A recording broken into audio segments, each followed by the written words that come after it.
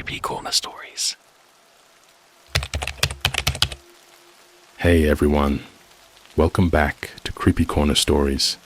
You know, diving into the dark web is always risky, but sharing these stories with you makes it worth it. I'm curious, where are you watching this from right now? Let me know in the comments below. I've noticed that these kinds of stories hit differently depending on where you are. It might even make the experience a little creepier. So, tell me, are you watching from the safety of your home or somewhere less secure? I am a dark web hotel receptionist. I received only one strange rule.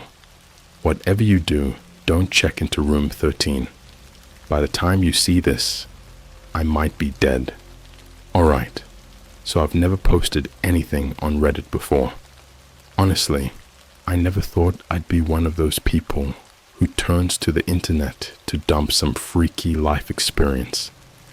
But I don't really know who else to tell. My friends wouldn't believe me. The cops won't take it seriously. And my mom just thinks I've been spending too much time online again. So I'm here, and I'm gonna keep this real. No fluff, no movie script drama, just what actually happened. My name's Ethan. I'm 21, kinda night owl, and until like a month ago, I worked at this boutique hotel downtown in Chicago. Not gonna name it directly because, well, I don't want anyone trying to find it. Not after what I've seen. But here's what I can say. It looks like one of those trendy Instagram type hotels with neon signs like "Stay a While" in cursive over the bed and overpriced iced lattes in the lobby. You know the vibe. Bougie but budget. Anyway, I started the night shift there because the pay was decent, and I figured, how hard can it be to sit behind a desk from 11 p.m. to 7 a.m.? Answer, not hard, at least not at first. The hotel was normal for the most part. We got influences with ring lights and tourists who thought Chicago pizza would change their lives. Nothing out of the ordinary. But then one night, maybe my third week in, the manager, a guy named Dennis, super pale, always smelled like peppermint and cigarettes, calls me into the office before my shift. He's like, "Ethan, I need to tell you about room 13. And I'm just like, "There's a room 13? Because I swear, I'd never seen it on the system before. Hotels usually skip that number, right? Superstition or whatever. But the floor plan did have a weird gap between 12 and 14. Dennis looks dead serious, like never seen this man not smirking before, and now he's white as a ghost. He says, "There is a room 13, but it's not listed in the digital system. It's locked 24/7, and it's your job to make sure it stays that way." I laughed. Straight up thought he was messing with me. "Okay, so what? I'm guarding a haunted room now." He didn't laugh back. Then he tells me this exact sentence, and I'll never forget how his voice dropped. "Whatever you do, Ethan, don't check anyone into room 13. Don't open the door. Don't even knock. Just pretend it's not there." I tried to ask why, but he got weirdly cold, like shut the convo down kind of cold. Just told me that every receptionist who made a mistake with that room doesn't work here anymore. He didn't have to say dead. I could feel it in the silence. So yeah, I chalked it up to some weird urban legend or employee hazing. Maybe a dumb prank, but I remembered the rule.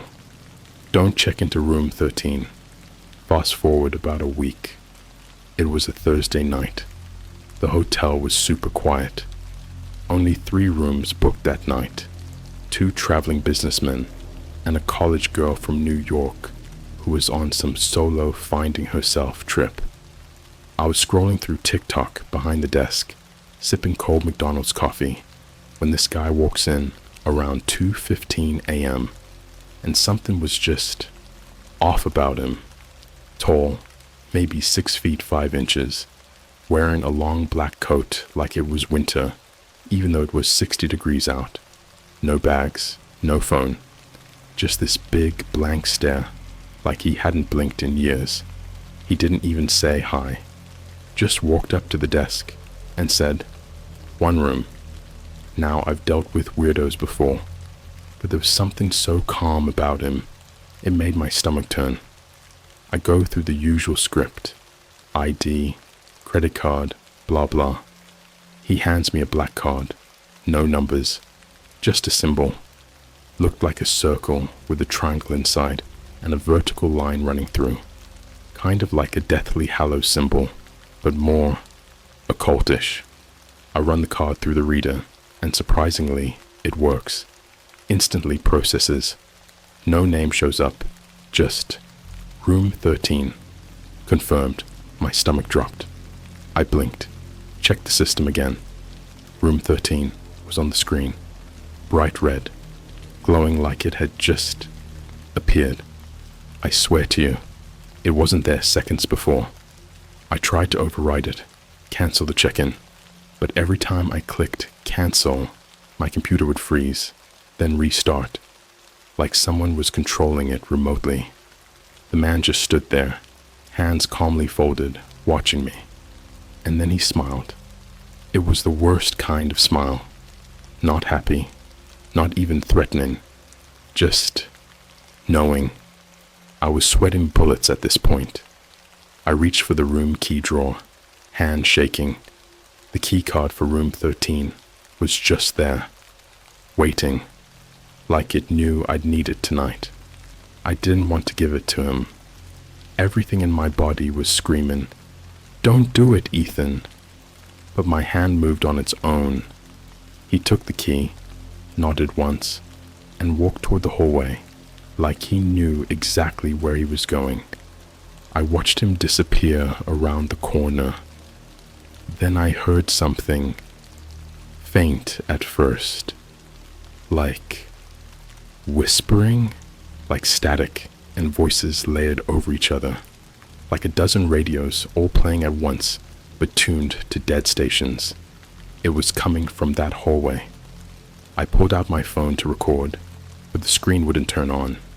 I tried the lobby phone. Dead. No dial tone. The camera system? Frozen. All screen showed was a feed from room 13. Black and white. No timestamp. Just a still image of the door, slowly swinging open by itself, and something standing just inside the frame. Something not human. It had limbs, sure, but they were too long. Its head was smooth, like no face, but it twitched, and it moved in short, jarring bursts, like corrupted animation. I shut off the monitor. I didn't want to see more. That was last Thursday. Since then, the guy never checked out. No activity on the card. Room 13 still shows as occupied. Every time I bring it up, the manager tells me I'm imagining it. Gaslights the hell out of me. Last night, the girl from New York, the one who was on the finding herself trip, she went missing. Left her phone, wallet, suitcase, everything. Only thing left behind was her room key, sitting neatly on the floor in front of room 13. I'm scared, like real scared. I don't know how deep this goes, but I've started seeing weird ads on my phone. Dark web hotel reviews. I didn't search for them. One of them literally said, "Room 13 was everything they promised. She never came back." My phone won't stop buzzing at night. My Instagram keeps unfollowing people I know and following accounts with no posts and black profile pictures. One of them DM'd me, just a single message. "You saw him. Now he sees you." The night after I checked that man into room 13, something in the air shifted. I don't mean metaphorically, I mean literally. The temperature in the lobby dropped like 20 degrees. The air got so thick and stale, it felt like trying to breathe through wet wool. The automatic scent diffuser, you know, the kind that sprays some bougie cinnamon woods smell every 30 minutes, started going off constantly. It sprayed so much, it fogged the glass by the elevator. But even that couldn't cover the rotting stench that started leaking in from the west hallway. Yeah, the one that ends in room 13. I didn't sleep after my shift. I went home and just sat on my bed with all the lights on, scrolling through the guy's receipt from the front desk. It was still in the printer tray, and I only noticed one weird thing about it. No timestamp. It just said, check in, infinity. Not a number, not a date, just that symbol. I couldn't eat, couldn't even look at my reflection without feeling like something was watching me from behind the glass. That night, I was back behind the desk. Shift started at 11 p.m. I told myself I was gonna quit, walk in, throw my badge on the desk, and walk right the hell out. But I didn't. Something made me stay, like I had to, like the story wasn't finished with me yet. 11:21 p.m. The lobby lights flickered. Every single bulb pulsed 3 times and then held steady. The hotel's playlist, usually lame acoustic covers of Drake songs, cut off, replaced by static, pure analog distortion. Then, a voice came through the speaker system. I swear to you, I'm not lying. It sounded like a child, a little girl, and she said, "He's in the walls now." I froze. My heart felt like it just stopped. I thought I was hallucinating, but then, out of the corner of my eye, I saw something crawl across the ceiling of the lobby. Not a person, not even an animal. It moved like broken machinery, like stop-motion animation with frames missing. A jointed, bone-thin creature with elbows that bent the wrong way and a spine that arched like a bowstring. Its head scraped against the ceiling tiles, leaving behind long, wet, black streaks. I ducked under the desk and held my breath. It didn't speak. It just hovered, pacing above me.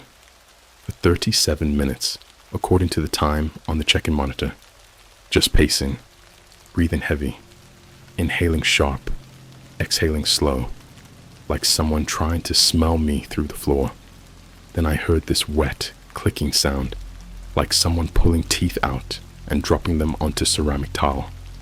One by one by one.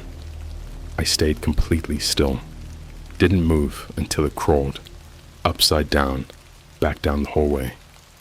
At 3:14 a.m., the front doors opened on their own. Nobody was there, just the cold wind from outside and a woman's purse lying in the middle of the street. I watched through the window, trying to make sense of it. Then my phone buzzed. An airdrop request. File from room13.mp4. I didn't accept it, but the file downloaded anyway. No icon, just a black screen. I opened it. At first, it was static, but then a video started. It was footage from inside room 13, filmed on what looked like an old VHS camcorder. The quality was so grainy, I could barely see the details, but I knew what I was looking at. The room had changed. It wasn't a hotel room anymore. It looked more like a basement, cement walls, no windows, a single mattress in the center with straps on each corner. There was someone on it, a man, probably in his late 20s, eyes taped open, mouth gagged. His body was shaking, but not from fear, from seizures. The camera zoomed in.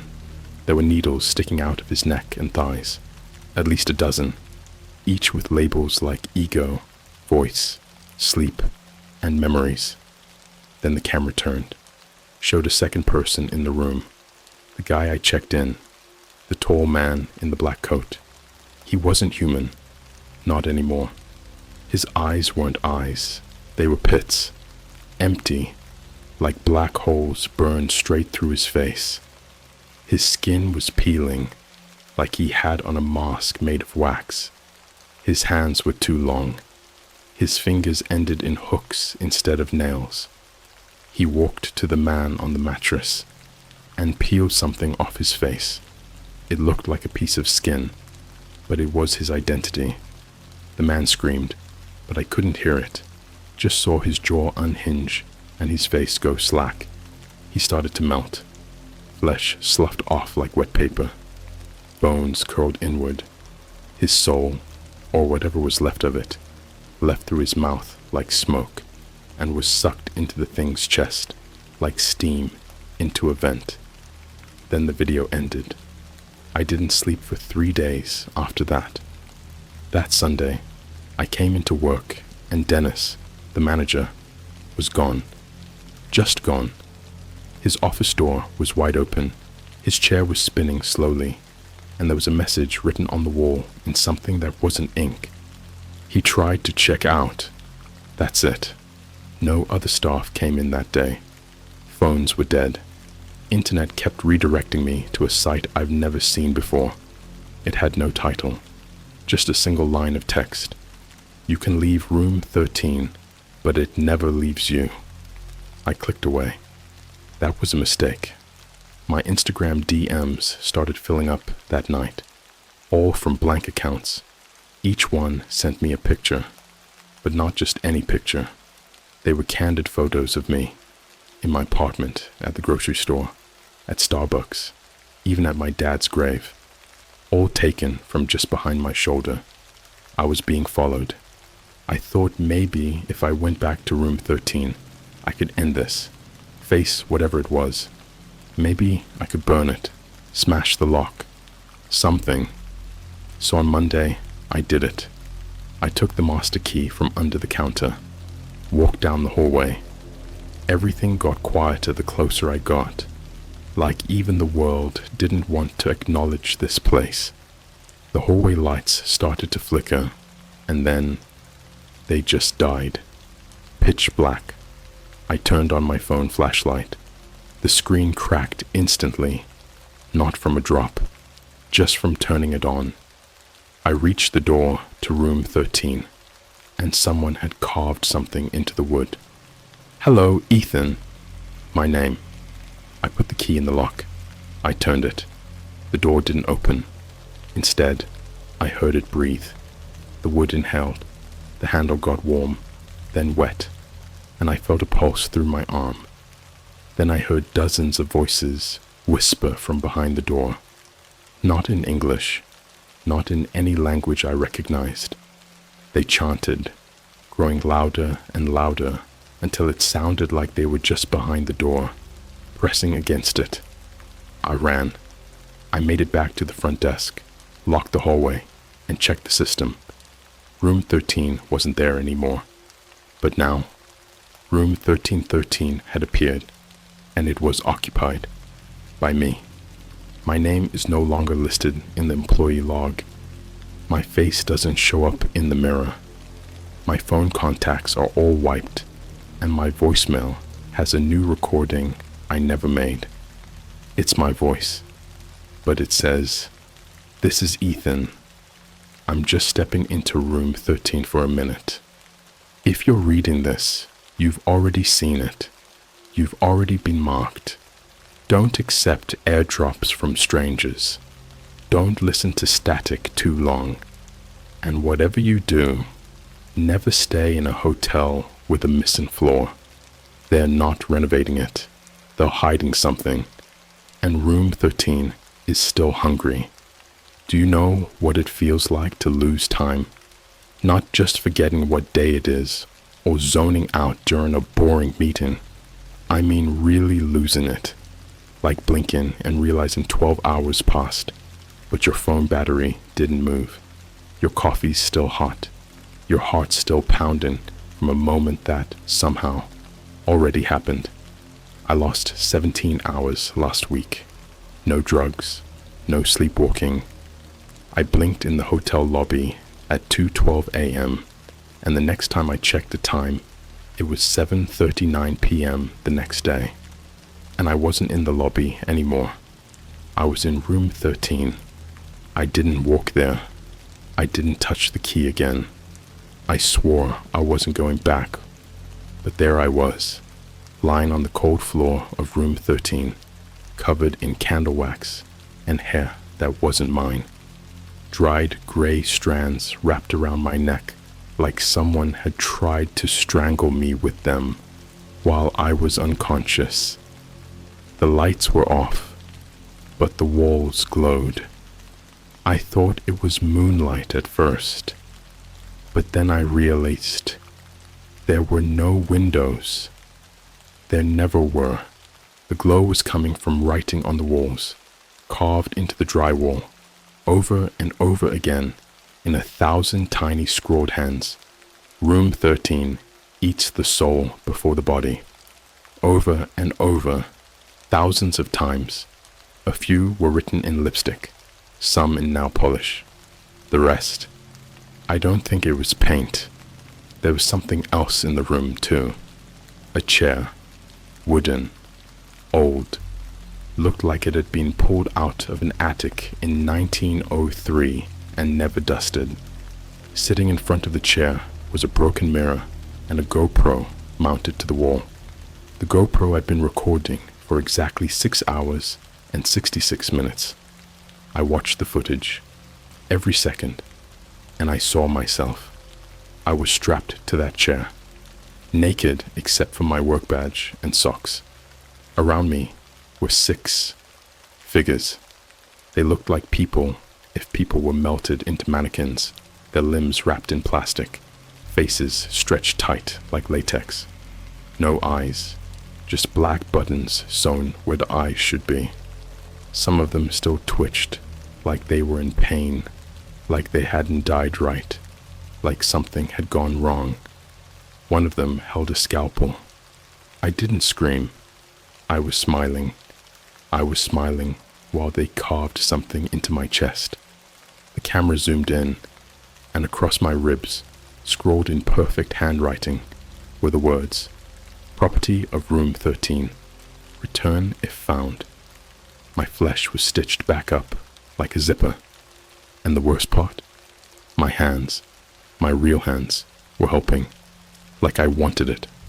When I woke up again, I was in my apartment, door locked, lights on, but everything was different. All my photos, Instagram, camera roll, Snapchat memories, were gone, deleted, but not just deleted, replaced. Every single one showed me standing in room 13. Same angle, same dead smile, same button-eyed figures in the background, blurred but visible. I reverse, image searched one of the photos, and it took me to a .onion site. It was called The Guests Still Scream. The homepage showed a live stream. Room 13, empty, until I stepped into frame. I was in 2 places at once. My body was at home, but on the screen, I was in room 13, standing in the center, looking right at the camera, and then I waved. After that, people started disappearing, one by one.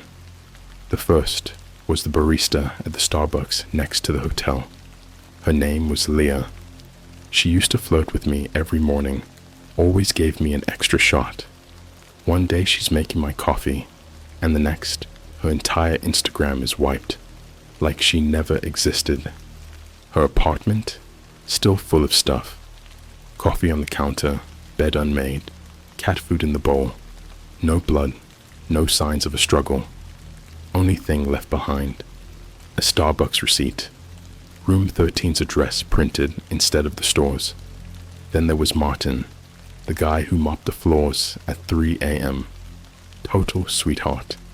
Used to play underground trap remixes through his AirPods while sweeping. I found his cart tipped over in the elevator shaft.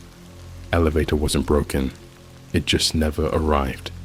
The shaft was empty, like the hotel's insides had been ripped out. The security cameras didn't show him falling. They showed him stepping in, and then he was gone, replaced in frame by a 0.3-second flash of room 13's door, slowly creaking open with something wet crawling out of it. The hotel guests changed, too. I started getting walk-ins who never spoke, just stood there, dripping wet, like they'd walked through a thunderstorm that wasn't happening. Their clothes were soaked, but their hair was bone dry, skin too smooth, eyes all black. They didn't blink. They just stared at me until I handed them keys to rooms that don't exist. Room 94, room 113, room 6.66. And every time I tried to stop them, the front desk phone would ring. I answered once, just once. There was breathing on the other end, heavy, labored, and then a scream, not of pain, but of ecstasy, followed by one word, more. I hung up. The phone started bleeding. I am not exaggerating. Thick, black-red sludge oozed from the receiver, covering the desk, dripping onto my pants. I tried to wipe it off, but the rag dissolved in my hand. I quit the next morning, or tried to. I sent my resignation to the manager email. The domain bounced back with a 404. I went to my HR file, and my name was replaced. Instead of Ethan Clark, the employee record now said, guest number 13, status, ongoing. I left the building. Or at least, I thought I did. I walked down the street, past McDonald's, past the 7-Eleven with the broken ice cream machine, past the old church that always plays chimes, too late at night. But I kept ending up back at the hotel. No matter where I turned, no matter what alley I took, I was back at the glass doors. And the man in the black coat? He was inside, behind the desk, wearing my name tag. I tried calling my mom. She answered, but it wasn't her voice. It was a chorus of whispers, all layered on top of each other.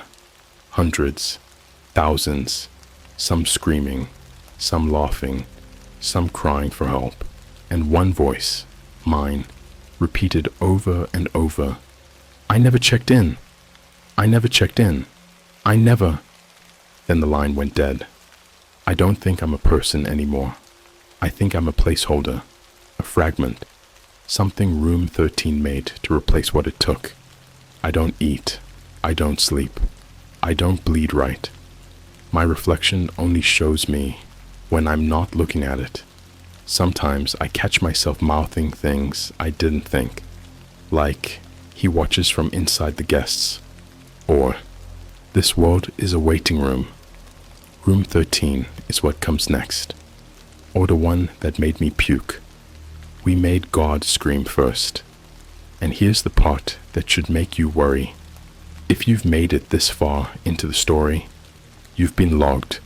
Your IP is tagged by the live stream archive. Your device has pinged the Room 13 network. You're on the list now. You'll start dreaming of red hallways, doors that breathe, elevators that go down past the basement. You'll start seeing static in mirrors. People you know won't look right. And one day soon, you'll get a call from a number with no origin. The voice will ask you, have you checked out yet? If you say yes, you're safe. If you hesitate, you'll see the door. It'll be waiting. Room 13. And it remembers your name. Part 4. The guest book bleeds. It's not just a hotel anymore.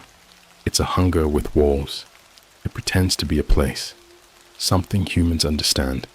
A structure, a job, a room, with a key and a desk and an out-of-order sign over the vending machine.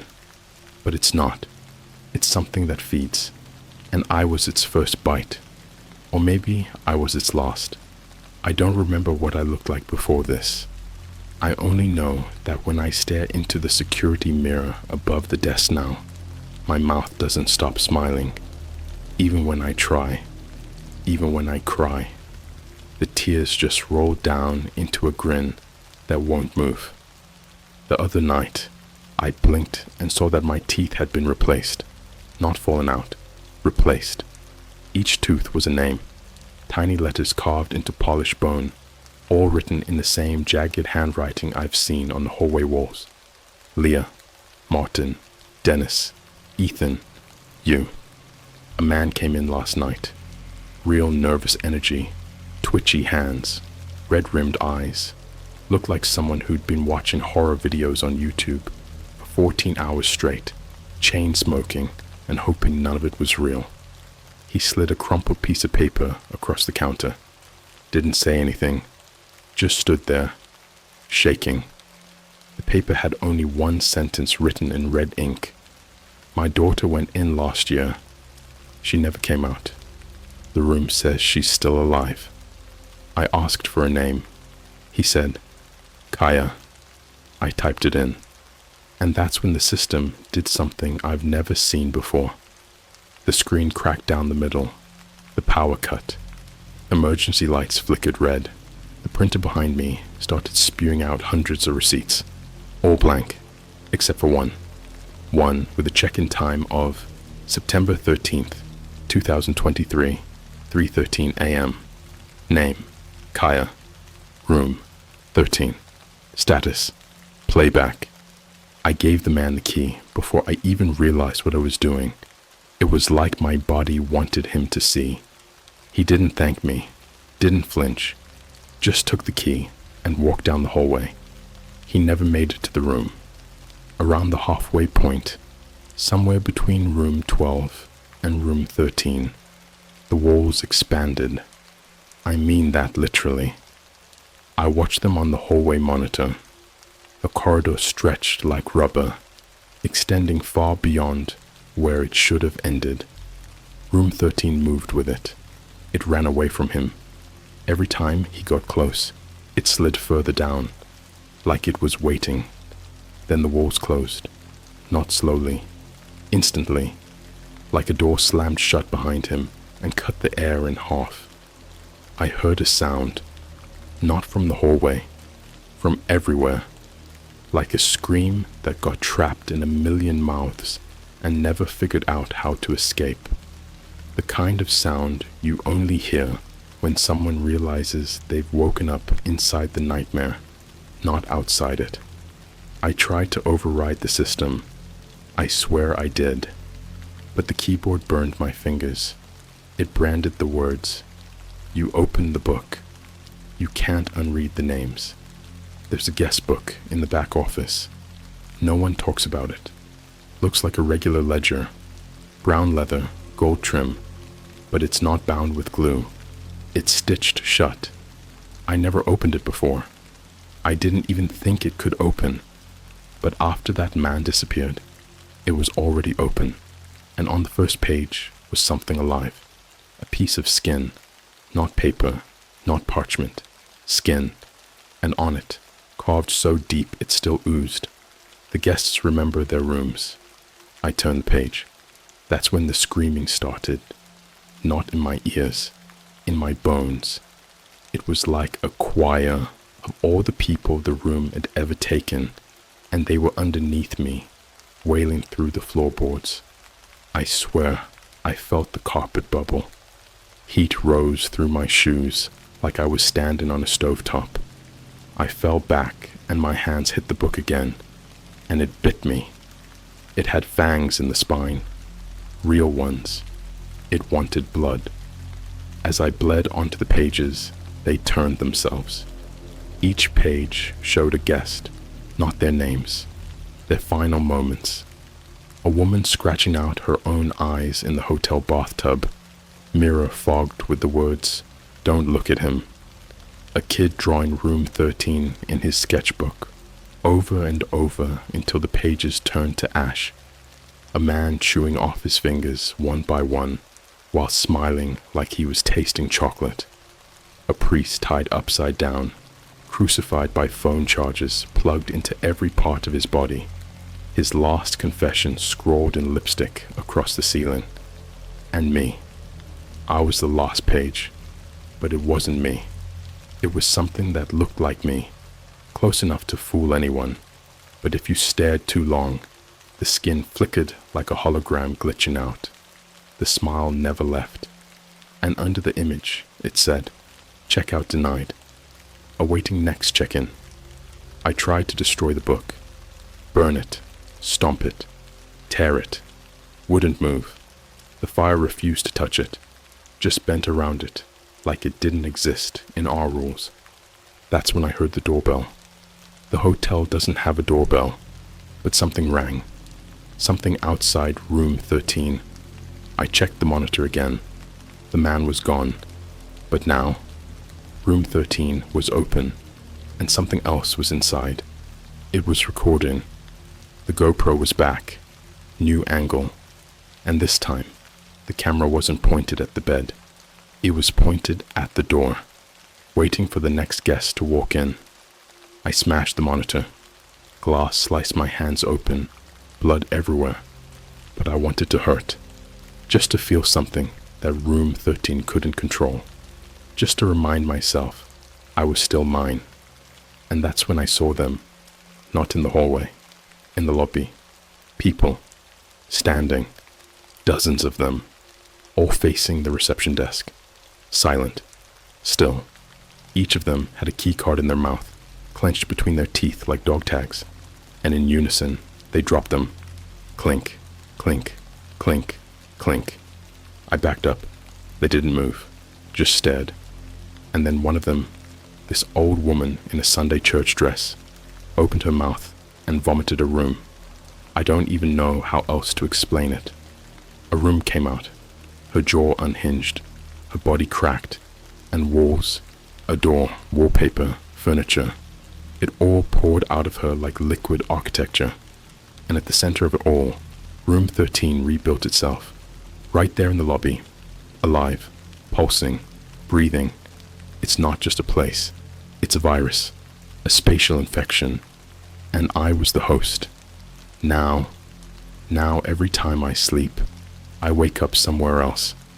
Last night I woke up inside a bathtub, filled with black feathers. There were eyes floating in the water. None of them blinked. The night before that, I woke up in a hallway that never ended. Every door was room 13. Every door opened to another me. Dead ones, twitching ones laughing at nothing, chewing on their own shoulders, whispering into rotary phones with no cords. The deeper I go, the more I split, the more room 13 copies me. I don't think I'm Ethan anymore. I don't know what I am, but I'm still behind the desk, still checking in guests. And when you search your address on Google Maps and a hotel shows up that's not supposed to be there, don't click it. Don't book a room.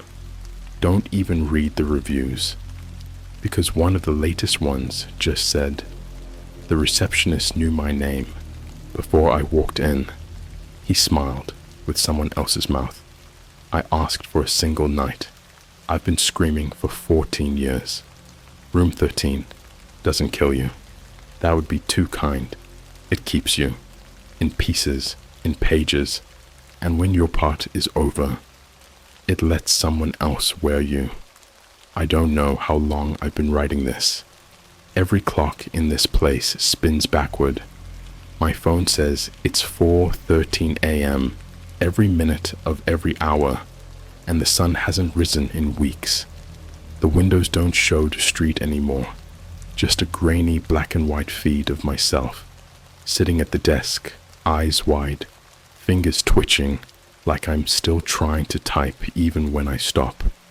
There's no more staff, no more guests, no more city outside, just the hotel and the breathing.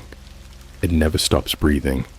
The walls, the bed sheets, the floor beneath my feet, they all rise and fall in rhythm, like lungs beneath skin. And when it exhales, the chandeliers flicker, and the water in the toilets goes red. Last night, room 13 gave me a gift. I didn't ask for it. I never would have asked for it. But when I walked past the door, shut tight, no number, no peephole, no handle, it opened anyway. Not like it was unlocking, but like it wanted me to see. Inside, the lights were off. The air was heavy, with the smell of wet pennies and burnt hair. And in the center of the room was a bed. Not made, not messy, just alive. The mattress moved on its own, like something was inside it, struggling against the sheets. Something breathing. I heard whispers bubbling up from the floorboards, slow and wet, like they were coming from a throat that had been cut wide open and left to gargle on itself. I took one step in. The door slammed shut behind me, and then I saw it, on the wall, across from the bed, written in fingernails, dug into the plaster so deep they cracked the concrete. The room is not a place. The room is you. I collapsed, not from fear, from realization. All of this time, all of this horror, all of the guests and screams and impossible rooms and flickering walls. It wasn't just happening to me. It was becoming me. Room 13 had been rewriting me from the inside. Every thought I had, every breath, every time I blinked and lost a minute, it was shifting the code of who I was. It wasn't feeding off souls. It was wearing them like clothes, like a skin suit. We're all just shells for it to play dress up with. There's a new hallway now. It wasn't here yesterday. It runs directly behind the front desk, wrapped in blood-colored wallpaper with patterns of eyes that blink when you look away. The carpet smells like burning hair. The ceiling drips a black oil that never hits the floor. It evaporates mid-air and turns into whispers. I walked the hallway last night. Had to know what was down there. Maybe a fuse box, maybe the exit, maybe God. I lost count of how many steps it took, but I ended up in front of a door marked Archive. The handle was a finger bone, still warm. I turned it and went inside. Inside the archive, there are no shelves, just people. Hundreds, maybe thousands of bodies pressed together like clay dolls, mummified. Faces covered in melted hotel keycards, fused to the skin like masks. Some of them still breathed. You could hear the faint wheezing. Others twitched when the lights flickered. They were arranged, not randomly, not chaotically. They were posed, like a wedding photo, a family reunion, a Christmas card, smiles carved into their cheeks so deep the flesh had split. Eyes replaced with camera lenses, hands sewn together with telephone cord. One man was bent backwards over a desk, a receipt roll threaded through his throat, words printing directly from his mouth. Thank you for staying. We've already checked in your children. I kept walking. At the far end was a mirror, only it wasn't glass. It was a doorway, a vertical pool of liquid reflection that moved like mercury, and I saw myself, but it wasn't me. It was the version of me Room 13 had created, wearing the uniform, the name tag, the smile. He raised his hand. I didn't. He winked. Then his hand burst through the mirror, glassless liquid flesh, grabbed me by the neck and whispered, "We can't let you go. You're the best one yet." I don't remember escaping. I think I never did. I think the moment I looked into that mirror, the real me stopped existing, and now I'm just a projection, an echo of the man I used to be, left behind to write this one last warning before I melt into the floor like all the others. I get calls now, all night, not from people, from voices that belong to memories I don't remember having. Sometimes it's a child, asking when her mother will be back from room 13. Sometimes it's a woman sobbing, saying she's been in the shower for 12 years and can't find the drain. And sometimes it's just a sound, like teeth chewing on wood, wet, deep chewing, like something with a jaw wider than its body. Every once in a while, a new guest walks in. I warn them. I try. But room 13 is faster than me now.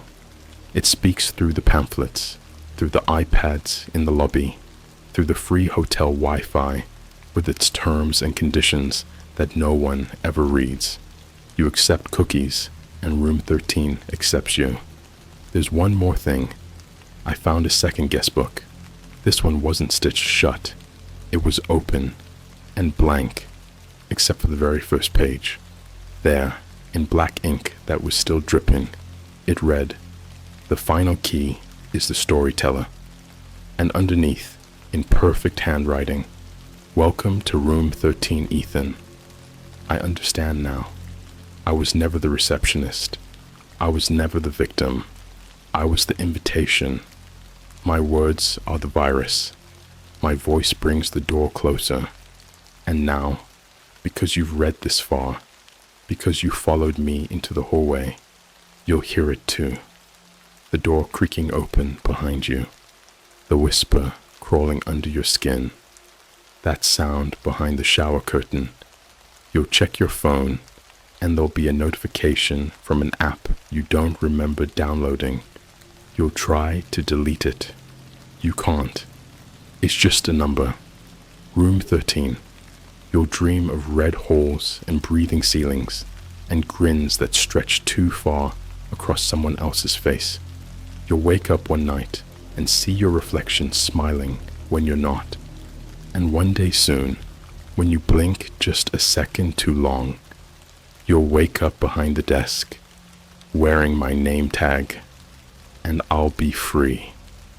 But by then, you won't remember being anyone else, because you'll be smiling, and the next guest is already walking in.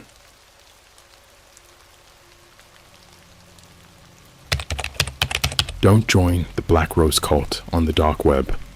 Once you join, there is no going back. Hey Reddit. So, I don't even know where to begin with this. I've been sitting on this story for months, because every time I think about it, it doesn't feel real. But it is. It is real. And if I don't post this now, someone else might fall for it too.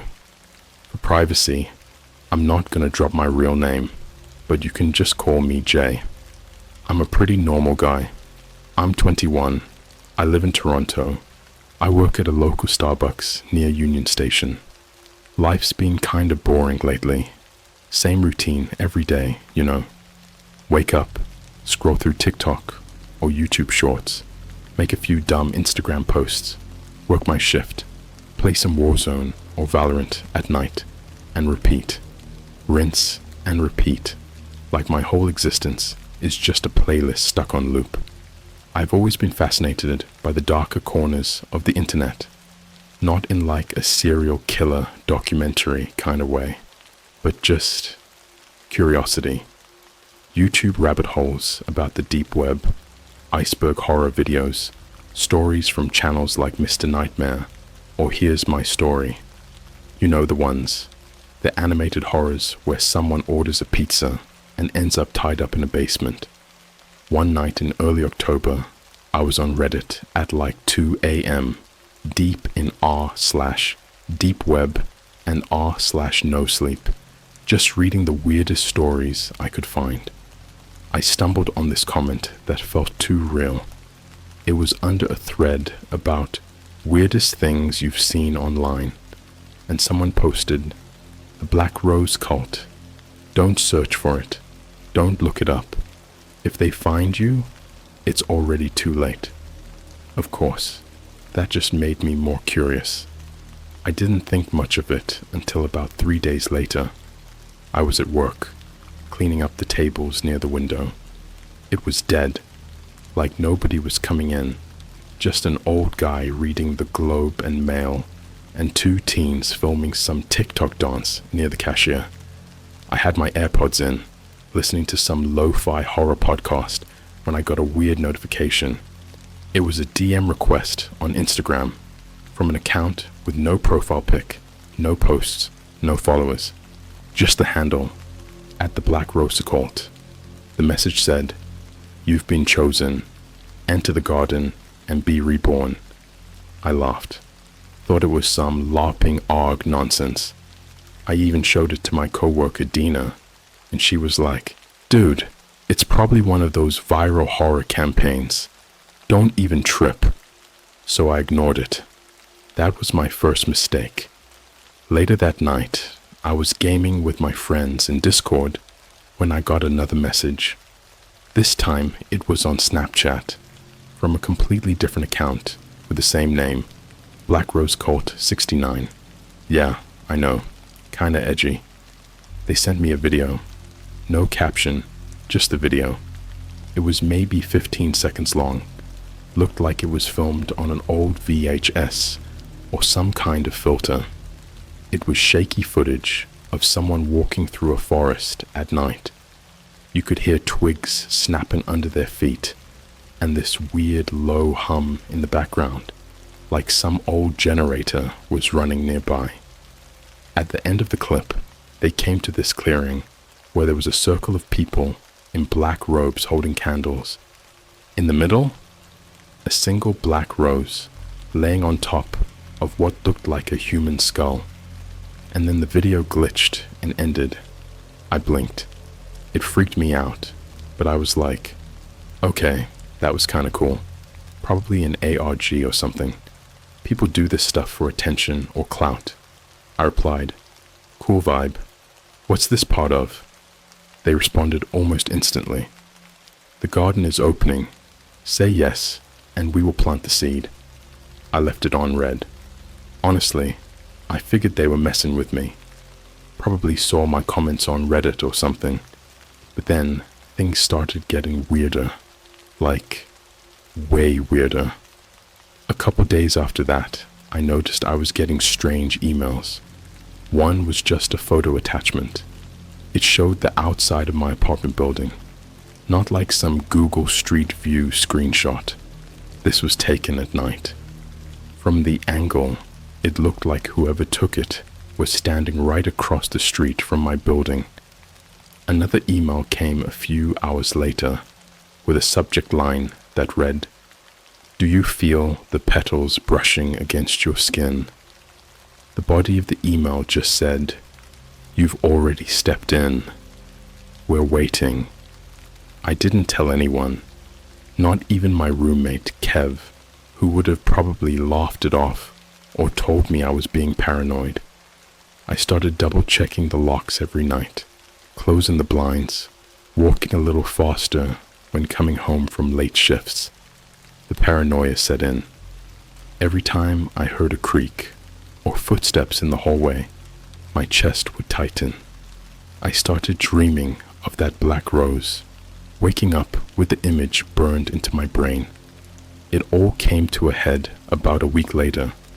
I was on Omegle, just bored and messing around.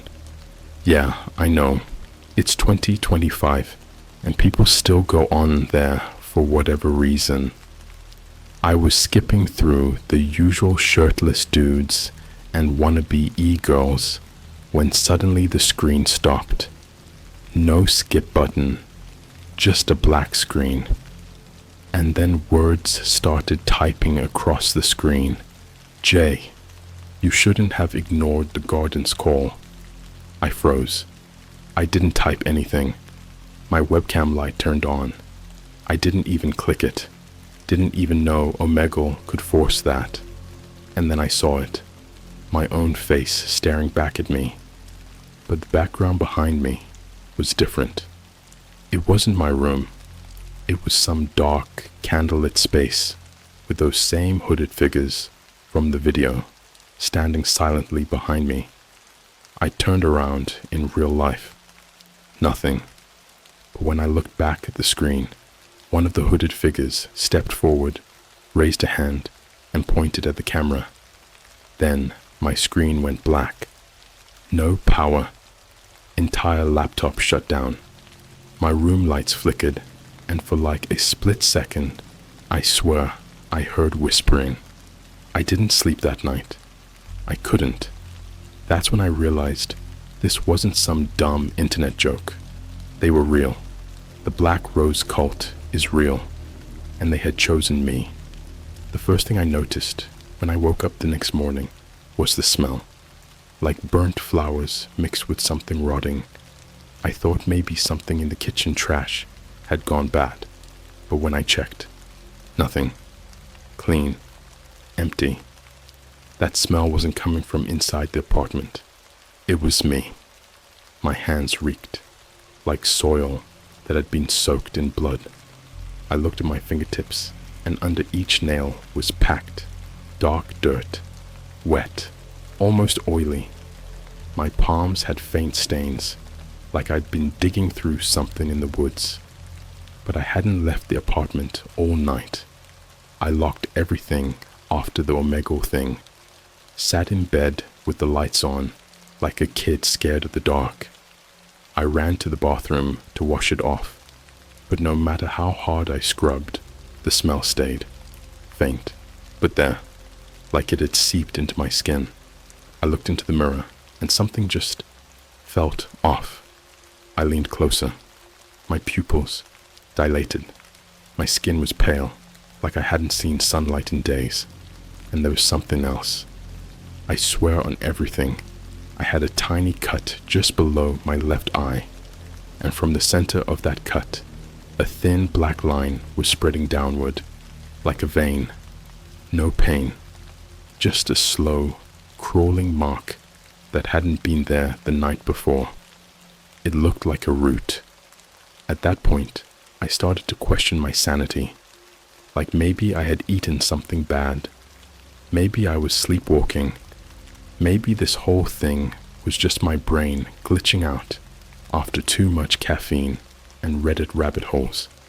But that theory died by noon, because that's when I found the photo. Someone slid it under my door while I was in the shower. No knock, no sound, just a single Polaroid face down on the floor when I walked back into my room. It was a picture of me, but not how I looked that morning. I was in a field, kneeling, surrounded by those same figures in robes. I had dirt on my hands, and in front of me, I was holding something. A heart. Not a cartoon heart. Not a Valentine's Day emoji heart. A real, wet, still dripping human heart. I was smiling in the photo. That was the last straw. I called the police. I didn't know what else to do. I told them someone had broken into my apartment, maybe drugged me, maybe kidnapped me. I threw every idea I could think of at them because nothing made sense. They sent someone over, a couple plainclothes officers. They were polite, looked around, asked questions. But here's where it gets terrifying. When I showed them the photo, it was blank. Just a white Polaroid. Nothing on it. Just that faint smell again. Burnt flowers and dirt. They looked at me like I was wasting their time. One of them whispered something to the other before they left. I didn't catch it exactly, but I heard the words, mental evaluation. Like I was the crazy one. But I know what I saw. What I'm still seeing. Later that evening, I got a notification on my phone. One new video airdropped. Someone nearby had tried to send me a video through airdrop. I was in my room, door locked, no one around. But the sender's name. The garden blooms tonight. Against every instinct, I accepted it. The video showed me, sleeping in my bed from the corner of my room. The timestamp was from last night. I was completely still, chest rising and falling slowly. Peaceful. Then, without moving at all, my body slowly sat up, while still asleep. My eyes were closed, but I started whispering something. The audio was grainy, but I could hear the words after boosting the volume. The flower feeds on pain. The roots grow through death. I am the soil. Then I laid back down. No movement. The video ended. I almost threw my phone across the room. I ran to check my closet, under the bed, behind the curtains. Nothing. No one. Kev wasn't even home. He'd gone to visit family that weekend. I was completely alone. Or at least, I thought I was. I didn't leave the apartment that night. Couldn't. I sat against the front door with a knife in one hand and my phone flashlight on in the other. Every hour or so, I'd hear something, scratching at the windows, knocks that didn't come from the door, and sometimes the smell would return, burnt petals and rotting skin. Around 3 a.m., I passed out from exhaustion. When I woke up, there were black rose petals scattered all over the floor. No breeze, no broken window, just petals arranged in a spiral around where I had collapsed. Each one had something written on it, like etched in with a razor or needle. Names. One I recognized. Dina, my coworker. Another, Kev, my roommate. The rest I didn't know until I looked them up. Every single name, when searched on social media, came up with a missing person case. Reddit threads, Instagram posts from friends saying things like, "Please come home," and "lost seen near." That was when it clicked. This cult, the Black Rose cult, they weren't just trying to scare people. They were collecting them, like harvesting. And the more I thought about it, the more I remembered strange details, like how Dina told me about her weird dreams the day before she vanished, how Kev found a black rose under his pillow once and thought it was some prank, how our Starbucks coworker Drew, who nobody's seen in months, got a sketchy email that made him quit out of nowhere. These weren't coincidences. I was just too stupid to connect the dots.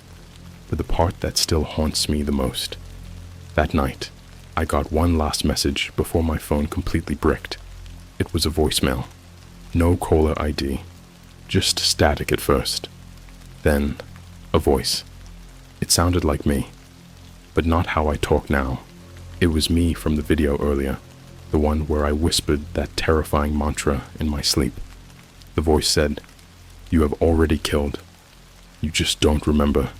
But the garden never forgets. Come back. You left something buried." Then laughter. Low.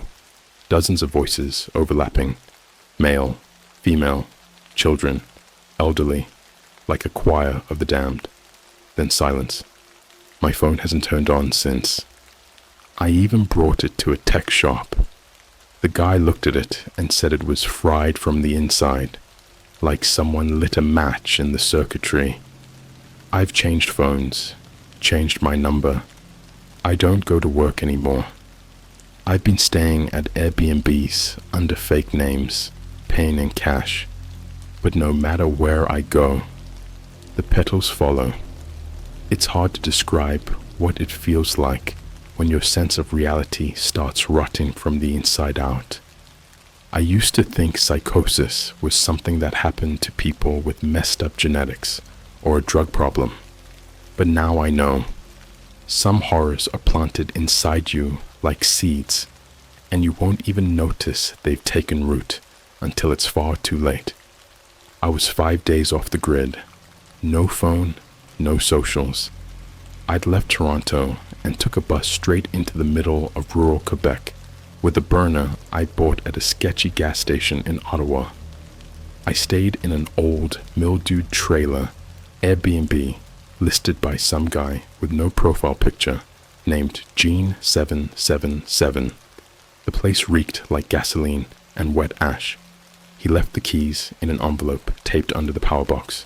There was no Wi-Fi, no mirrors, no neighbors. Exactly what I thought I needed. I had no idea that I'd walked straight into the ceremony. It started around 11:47 p.m. on my second night there. I remember the exact time because the clock in the trailer, one of those old plastic wall ones, started ticking backward. At first, I thought it was broken, but it wasn't just the clock. The shadows started moving differently too. I'd set up candles, no working lights in the trailer, and I noticed the flames would flicker toward the darkness, not away from it, as if the shadows were pulling them in. The air felt thick, like the oxygen was slowly being sucked out of the room. And then came the scratching, not at the door, under the trailer. At first it was soft, like mice, then heavier, flesh against wood, nails, claws. Someone was crawling beneath me. I froze, holding my breath, not daring to move. And then I heard it, a wet giggle, a child's voice. "Found you."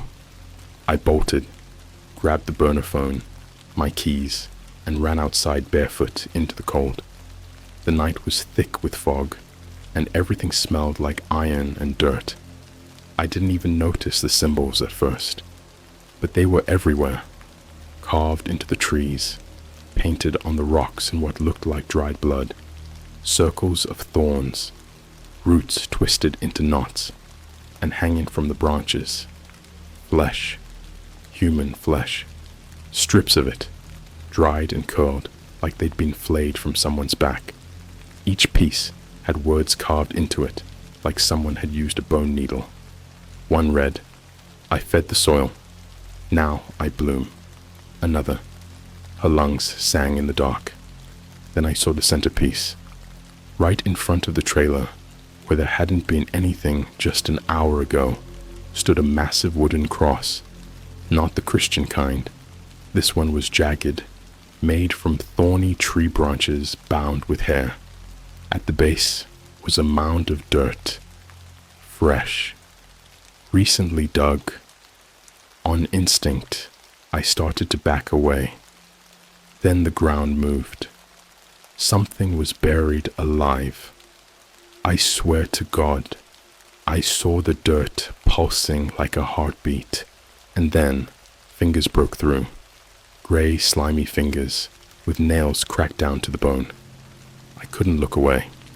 A figure pulled itself out, dressed like me, but the face was wrong. It was my eyes, my nose, my mouth, but twisted, like someone had tried to recreate me from memory, but got the angles all wrong.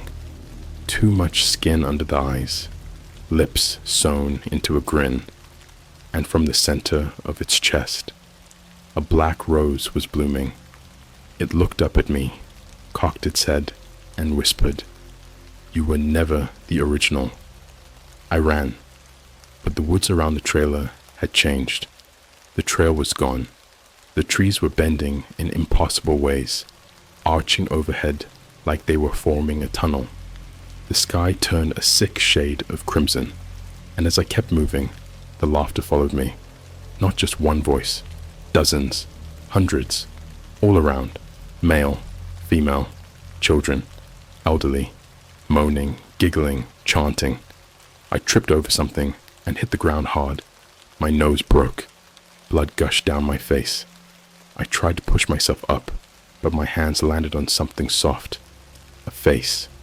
Buried in the leaves was a head, mouth open, eyes gone, but I knew her. Dina, my co-worker, except her skin was marked with the same root vein pattern I had seen in my mirror weeks ago. Her tongue was cut out and stuffed with petals. She was the first, the seedling. That's when I heard them. Footsteps, dozens of them, slow and steady, circling around me. The Black Rose cult had arrived. They never speak, not with mouths at least. They hum, a low vibration that pulses in your skull like bees in your brain. Each robed figure held something different. One had a jar of what looked like human teeth floating in black liquid. Another had a small wooden cage filled with shriveled hands. One carried a baby, except its face was featureless, just skin. They surrounded me in perfect formation. And then he came forward. The gardener. I don't know what I expected. Maybe some old dude in antlers or something out of a metal band music video. But no. He looked like a priest from a wedding ceremony. Clean suit. White gloves. His face was completely wrapped in black silk, with a single rose pinned to his chest. He didn't walk. He glided. And he held a shovel. He handed it to me. No words. Just a slow, nodding motion. Something took over me. Not fear, not panic, but this itching compulsion deep in my chest, like I had to obey.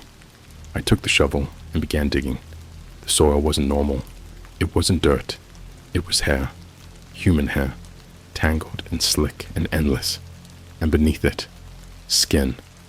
Dozens of bodies, stacked like worms, some still twitching. The gardener placed a rose in my hand. It had thorns as sharp as razors. He motioned to a girl on the ground nearby, one I hadn't noticed until now. She was alive, gagged, crying. I recognized her, one of the baristas from another Starbucks nearby. Her name tag was still on her shirt, Alyssa. The cult began to hum louder. The shadows swirled. The gardener leaned forward and whispered into my ear from behind the silk. You must feed the roots, or they'll feed on you. He placed the rose against my chest, and it started digging in on its own. Thorns pushing through skin like they belonged there. Blood poured down my shirt. I screamed. They didn't stop me. I woke up hours later, face down in the woods, alone. My hands were coated in blood. My nails were cracked, dirt under every inch. The rose was gone. My chest burned like fire. And nearby, Alyssa's body. Her chest was open. Her ribs cracked like someone had torn into her with bare hands. Her heart was missing. The soil beneath her was dark, wet, but from her chest cavity, a black rose was growing. They made me one of them, and now I remember everything. Have you ever smelled death before it happened? Not after. Not in some crime scene documentary or horror movie. I'm talking about smelling death in the air, hours before blood is spilled. The way it sticks to your tongue like iron syrup. The way it seeps into your pores and never leaves, like the smell of a thunderstorm before it tears open the sky. That's what followed me after the root ceremony. It's still inside me, and now I know why. They didn't just make me a part of the Black Rose cult. They planted me. I stayed off the grid, hitchhiked my way back toward Ontario, staying in flop houses and abandoned barns. I don't remember every place I slept. Some of them weren't real. Others had things inside the walls that whispered when I breathed. My body was falling apart. My skin felt like it was tightening, like bark growing beneath it. My veins darkened. My reflection twisted. The petals weren't metaphorical anymore. They were growing out of me. The worst was my sleep. I couldn't stop dreaming. Not normal dreams. These were visions, like old snuff films recorded on moldy VHS tapes and stitched together by a lunatic. Over and over, I saw a place, the garden beneath. That's what they called it in the dreams. It wasn't on any map, not in any real forest. It was under us, under everything. I found it 3 weeks later. It wasn't on purpose. My legs took me there before my mind caught up. It was an old graveyard deep in the woods near Kingston, abandoned, sunken, mostly erased by moss and time. Half the tombstones were shattered or buried. The others had no names, just the black rose symbol etched into them, scratched in with fingernails, not tools. And in the center of the cemetery, a hole, wide, circular, pitch black, and the air, God, the air, wasn't air at all. It was breathing, slow, Wet, heavy, the whole pulse like a lung, and I could hear it whispering my name in voices I knew. Dina, Kev, Alyssa, even my own. I should have run. I should have burned the place to the ground. Instead, I climbed in. There was no ladder, no rope, no bottom. I fell, for what felt like hours. But the terror didn't come from the falling. It came from the things in the walls. As I dropped, I saw them. Faces stretched across the tunnel walls, like melting wax. Some were screaming. Others had no eyes, just dark, dripping sockets. Hands reached out of the flesh, some trying to pull me in, others to push me deeper. One hand scratched a word into my chest as I passed. Return. When I hit the bottom, I didn't feel pain, because there was no bottom, just the garden. You ever wonder where nightmares come from? They grow in that place. The soil was flesh, not mud, not earth. Flesh. Layers and layers of bodies, stacked for eternity, pulsating in unison, like one massive, rotting organism. I walked across screaming faces, saw fingers twitching in the dirt, toes curling under my steps, vines made from nerves, and veins wrapped around dead trees that had spines for trunks.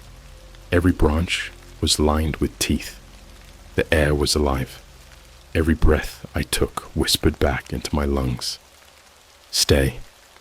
I came to a clearing where the cult was waiting, but this time their hoods were down. They had no skin, just raw red muscle glistening in the red light of the underground garden. Their eyes were stitched open, smiles carved permanently into their faces, their teeth black and flower-shaped. They didn't move, just watched, and in the middle of them all, sitting on a throne made of human limbs, tied together with hair, was her, the Bloom Mother. She wasn't human, not anymore, maybe not ever. Her body was draped in black silk that moved on its own, like worms under the fabric. Her head was a bouquet of withered roses. Where her face should have been, there were only petals, twitching like they were breathing. Her voice didn't come from a mouth. It came from everywhere. We have fed you well. Now bloom, child of soil. Show them what we bury. She reached out a hand, an arm made of arms, and touched my chest. I collapsed. And then I saw it all. They've been doing this for centuries, maybe longer. Every black rose is a memory, a soul, a sacrifice. The cult doesn't kill for fun. They're feeding something. Beneath even the garden, deeper than the flesh soil and blood trees, is something older than time. Something they call the root core. A god made of hunger. A god that doesn't speak. It only grows. And when it blooms fully, it will consume the world. Not with fire, not with war, with roots. It will make the entire earth one breathing organism. Every building, every street, every city, replaced with teeth and eyes and flowers that scream when the wind blows. Everyone will be part of it, and everyone will be awake for it. I was supposed to be the final seed, the reborn soil. But something happened, something wrong. When the Bloom Mother tried to implant the final rose into my heart, she hesitated. She tilted her head. Something was already growing there. Not a rose, a memory. I don't know how. Maybe it was Kev, or Alyssa, or my own fear. But somewhere inside me was a piece that hadn't been tilled. A seed that didn't belong to them. It burned when she touched it. She screamed, 1,000 voices bursting from her petal head, and the cult collapsed around her, twitching like insects on fire. The entire garden started to quake. The walls peeled back to reveal faces, billions of them, all chanting one word. Remember. I ran. I don't know how I climbed back up. My body wasn't my own anymore. Something lifted me. Something angry. Not the root. something that had been trapped beneath it. I escaped, but not clean. I'm back now, in the city. Nobody recognizes me. I'm still walking, still breathing, but every night I wake up with soil in my mouth. The petals are falling off, and I know what that means. They're coming to replant me. This is it. I'm writing this from a bathroom stall in the basement of a closed-down Denny's outside of Sudbury. No lights, no windows. My laptop battery is on 3%. My hands are shaking. My fingernails are gone. Torn off. Not by me. By them. Because when you try to claw your way out of the garden, it claws back. And now it's inside me. This isn't a warning anymore. It's a confession. I thought I escaped. Thought I'd burned enough bridges, drowned enough phones, destroyed enough evidence to stay off their radar. But I didn't realize. You can't run from the roots once they've tasted you. You can't just disappear from something that has already planted itself inside your soul like a maggot in warm meat. You can tear off the petals, but the stem still grows through your spine. I tried to live normal again, tried to forget. Got a new job bussing tables in a McDonald's off Highway 69. Lived in the back of my car, showered at gyms. No phone, no social. Changed my name to Colin. Told people I was from Saskatoon. Never made eye contact. Never stayed longer than a week. But the moment I let my guard down, they reminded me. It was a Tuesday. Slow shift. A dad was yelling at his kid near the ball pit. Someone spilled a strawberry milkshake across the counter. I wiped it with a brown paper towel, but as I looked down, it wasn't a milkshake. It was blood. Dark, coagulated, warm. And when I blinked, the message appeared. Written in the blood like a finger had carved it while I was looking away. Bloom. I ran out the back, vomited behind the dumpsters, and passed out. When I woke up, the petals were back, not on the ground, growing from my tongue. That night, I tried to cut them out. Used a box cutter, grabbed the base of the largest petal with a pair of pliers, yanked until I tasted copper and something else. Something green and sour and alive. The root snapped, but not before I saw what was really inside it. A memory. Not mine. It was a girl. Couldn't have been older than 16. Tied to a chair. Screaming. Surrounded by people clapping. The camera panned over a wall smeared with names. Mine was already there. Then came the sound. You don't understand horror until you've heard what a heart sounds like when it's crushed between teeth. I'm unraveling, memory by memory, vein by vein. The roots are rewriting me from the inside out. But there's one thing they never expected. I remember everything, every face, every victim, every petal they forced me to grow. I can feel them in my blood. I've walked past people at bus stops and known their screams before I've heard them. I've smelled the dirt they're buried under before I even saw their missing posters online. Their deaths are inside me, and they're not quiet. Kev is the loudest. He doesn't whisper. He screams. Every time I close my eyes, I see his face, just before they pulled his teeth out one by one and stuffed them in a jar to hang from a tree like Christmas ornaments. I see him tied to the altar made from human ribs. I see my hands over his mouth, holding him still. And worse, I feel it. The joy. That's the worst part of all of this. They don't just force you to kill. They make you want to. They make it feel like worship. I tried going to the cops again. Sat outside the OPP station with a flash drive full of every file I could scrape from the deep web forums. Footage, GPS pins, even a live stream I managed to intercept from a Black Rose initiation They were flaying a guy while singing nursery rhymes backwards. Every frame time-stamped. Real. They arrested me instead. Said I was distributing snuff.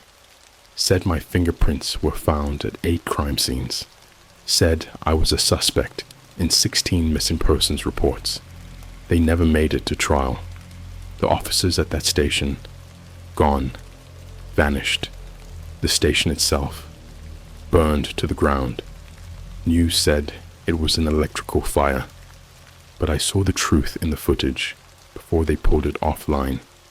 A figure in robes, standing in the corner of the station lobby, watching, not moving, not blinking, holding a single black rose. This is spreading faster than you think. You've seen the signs and just didn't notice. The TikToks of people disappearing for fun. The live streams that suddenly glitch out mid-sentence, never to return. The trend of pressing black roses into books and leaving them on subway seats. Those aren't pranks. They're warnings. Or worse, invitations. There's a Discord server now. Private. Encrypted. Invite only. I got in through a burner link someone dropped in a horror ARG subreddit. They thought it was fake. Just roleplay. But the moment I joined, my webcam turned on. I didn't click anything. The chat room was full of hundreds of accounts, all with flower emojis in their usernames, all watching me. One sent me a private message. You are blooming beautifully, soil boy. Soon you'll be ready for the harvest. Then the webcam turned off, and when I turned around, there was a petal floating in the air behind me. So here's what I need you to understand. This isn't a cult in the normal sense. There's no leader, no rules, no structure. It's a virus, an infection of the soul. Once it touches you, it grows in silence. No symptoms until the roots are too deep to rip out without killing what's left of you. I thought I was going to survive. Thought I could run. But I'm not the narrator of this story anymore. I'm the author. And if you're reading this, if your eyes have traced every letter, if your thoughts are lingering on what's real and what's not, they've already found you. You just heard the first whisper. The garden is patient. It doesn't need your permission. It only needs your soil. This is my final bloom.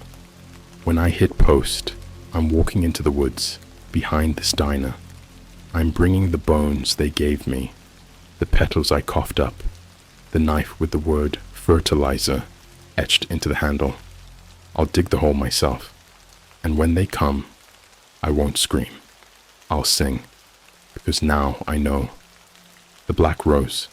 Cult doesn't kill. It cultivates. Do not search for the garden. Do not follow the petals. Do not remember my name. Because once the root remembers you, you can never leave. And once you bloom, you never stop bleeding. The garden is waiting.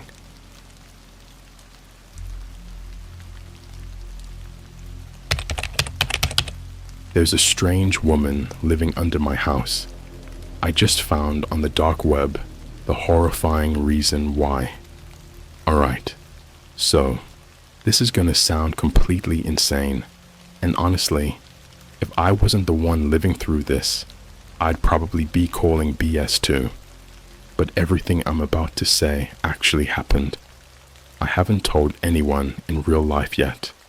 Not my friends, not my mom, not even my girlfriend. You're the first to hear it, Reddit. This all started about 3 weeks ago. I just moved into a rental house outside of Portland, Oregon, kinda on the outskirts. Not super rural, but there's space between neighbors, and most of the houses are old as hell. You know that creepy old wood siding that creaks when the wind blows? Yeah, that kind of vibe. I moved in alone.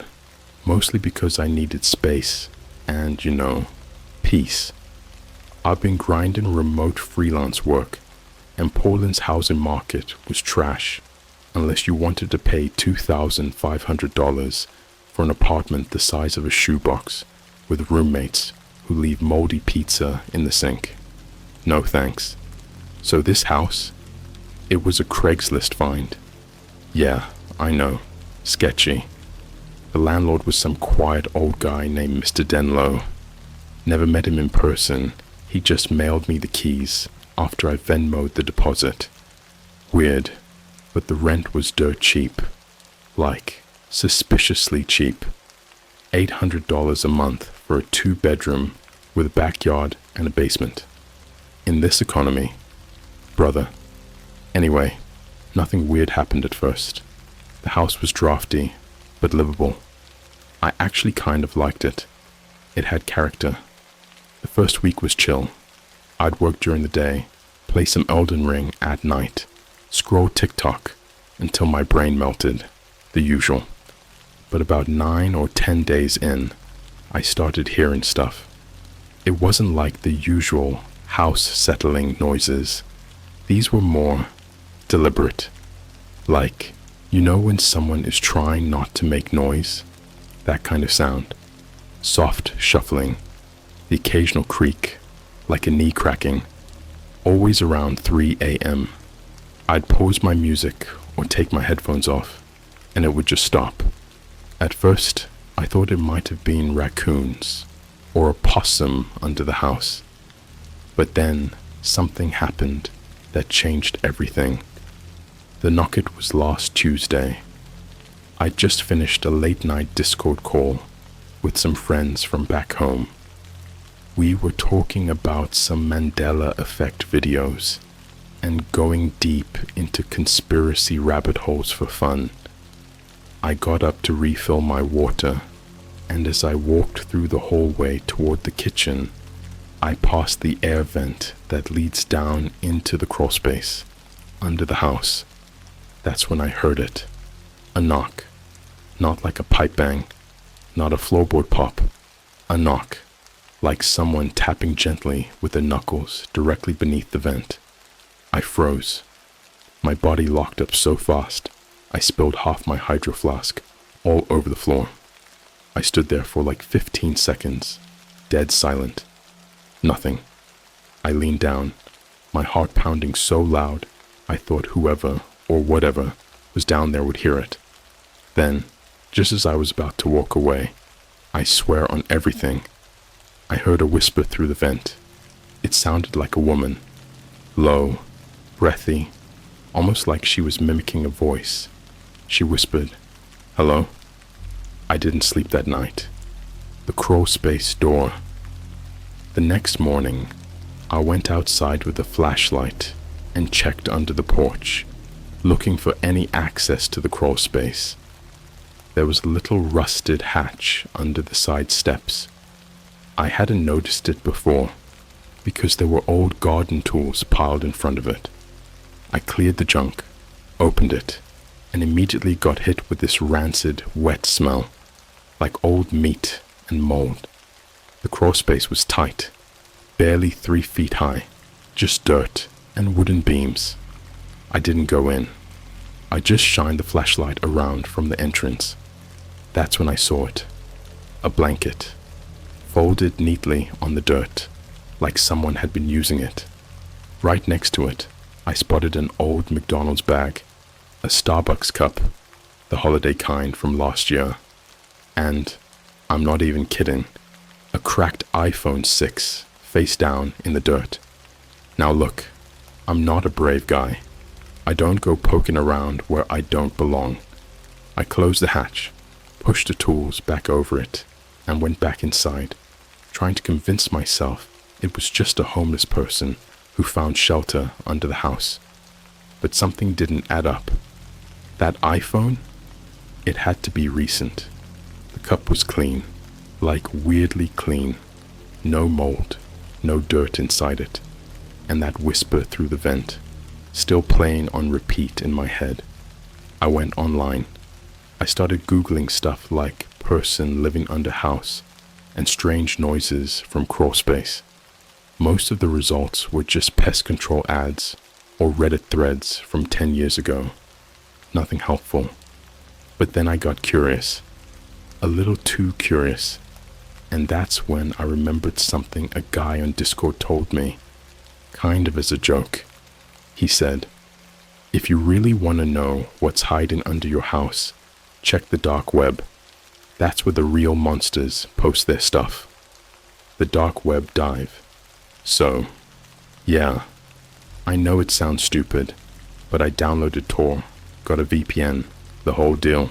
I didn't even know where to start, so I just browsed some of those sketchy hidden wiki sites, clicking around like an idiot, until I found a page that said, "Live feeds, real-time surveillance, for curious eyes only." That's what it was called. The page had a black background, red text, and this creepy ASCII smiley face in the corner. There were tons of links. Most were dead, but one stood out to me. It was labeled /crawl 89-Portland. My blood went ice cold. I clicked it, and it was a live stream of my crawl space. I swear to God, I'm not making this up. It was grainy and flickery, like night vision security footage, but it was definitely my crawl space. I recognized the beams, the dirt, the broken bottle near the wall, and there, dead center in the frame, was the blanket, and a figure, a woman, sitting perfectly still, her back to the camera. Her hair was stringy, black, wet-looking, and she was rocking slightly, side to side. But the part that made me physically ill was what was next to her. A small whiteboard, like one of those mini ones you use in college dorms. Written on it, in red marker, were the words, "Stop watching, or you'll end up under here too." I slammed my laptop shut and haven't opened Tor since. I didn't sleep the night I found the live stream. I couldn't. I just sat in the living room, the only space in the house where none of the vents connected to the crawl space, with every light on and the kitchen knife in my hand like that would somehow do something if she decided to come up. By 5 a.m., I was delirious. My mind was doing that thing where it mixes dreams and reality, and I kept seeing the woman in flashes, in the corner of the room, in the reflection of my laptop, once even on the TV screen when it was off, her silhouette warped by the gloss, like she was inside the glass, watching, smiling. That morning, I called the cops. I told them I thought someone was living under my house. I didn't mention the live stream. I didn't say anything about the whispering or the whiteboard or the strange voice. Just kept it simple, that I heard sounds and found signs of trespassing. They showed up around noon. 2 officers, one younger guy with a buzz cut and a tired look, and an older guy who kept one hand on his belt the whole time, like he was in an old western. They checked under the crawl space. I didn't go with them. I waited on the porch and watched their boots disappear into the dark hatch. 5 minutes passed, then 10. At 15, I started getting that wrong feeling again, like my whole chest was buzzing with static, like when you realize you've left your front door wide open all night. Then they came back up. No woman, no blanket, no trash, no iPhone, nothing, just dirt. And here's the part that still makes my skin crawl. The older officer looked at me, gave a fake smile, and said, "You sure you weren't just having a bad dream, son?" The other one didn't speak, just gave me this look like he knew, like he didn't want to say anything out loud, like maybe he saw something he couldn't explain. His hand was shaking when he handed me their card. When they left, I didn't go back inside right away. I sat on the porch for over an hour, staring at the hatch, trying to convince myself I wasn't losing it. Then I went back in. That's when I noticed the bathroom mirror.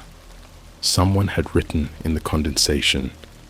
The mirror was fogged up, like someone had taken a hot shower, but I'd been outside the whole time. In the middle of the fog, perfectly traced like a child learning to write letters, were the words, "I like your skin." No exaggeration. I collapsed. My legs just gave out. I sat on the cold tile floor staring at those words until the fog faded and they disappeared like a dream. But I know they were real. And it gets worse. So much worse. The username. That night, I did the one thing I promised myself I wouldn't do. I opened the live stream again. I didn't want to. But the not knowing was worse. I needed to see if she was still there. Needed to see if it was all just my mind breaking under stress. The stream was still live. But now the camera angle had changed. It wasn't just showing the crawl space anymore. It was now pointed up, through the cracks in the wooden floorboards, at my living room, at me. It was a shot from beneath the house, angled just right so you could see through the slits in the wood. And sure enough, there I was, sitting on the couch, laptop open. The worst part, there was a chat box next to the stream. Thousands of viewers. Thousands. The usernames were messed up, like auto-generated nonsense, with slashes and symbols, most of them in other languages. But they were chatting, typing messages, some in English, some in what looked like Russian or German, or something I couldn't even recognize. But the English ones were enough. He's back on. He looks scared. Cute. Make her wave at him. Tell her to start scratching. Make her take his voice tonight. Then a new message popped up, different from the others. A bright red username, no numbers, just plain, bold text. Hello again, Daniel. I didn't give the site my name. No usernames, no accounts, no logins. Yet there it was. Hello again, Daniel. The chat went wild after that. Messages flying in. He's marked now. He doesn't get to leave. Her eyes were already in the mirror. That last one made me freeze. Remember the bathroom fog? The message? Someone, or something, had been watching me before I ever found the stream. I slammed my laptop shut again and started packing. I didn't care where I was going. Just away. I grabbed my charger, a backpack, keys, and ran outside to my car. But when I got to the driveway, the passenger door was open, just slightly. I never leave it unlocked. On the seat was the same red Starbucks cup I saw in the crawl space, clean, untouched. The straw even had a fresh plastic wrapper still halfway on it. I stood there shaking.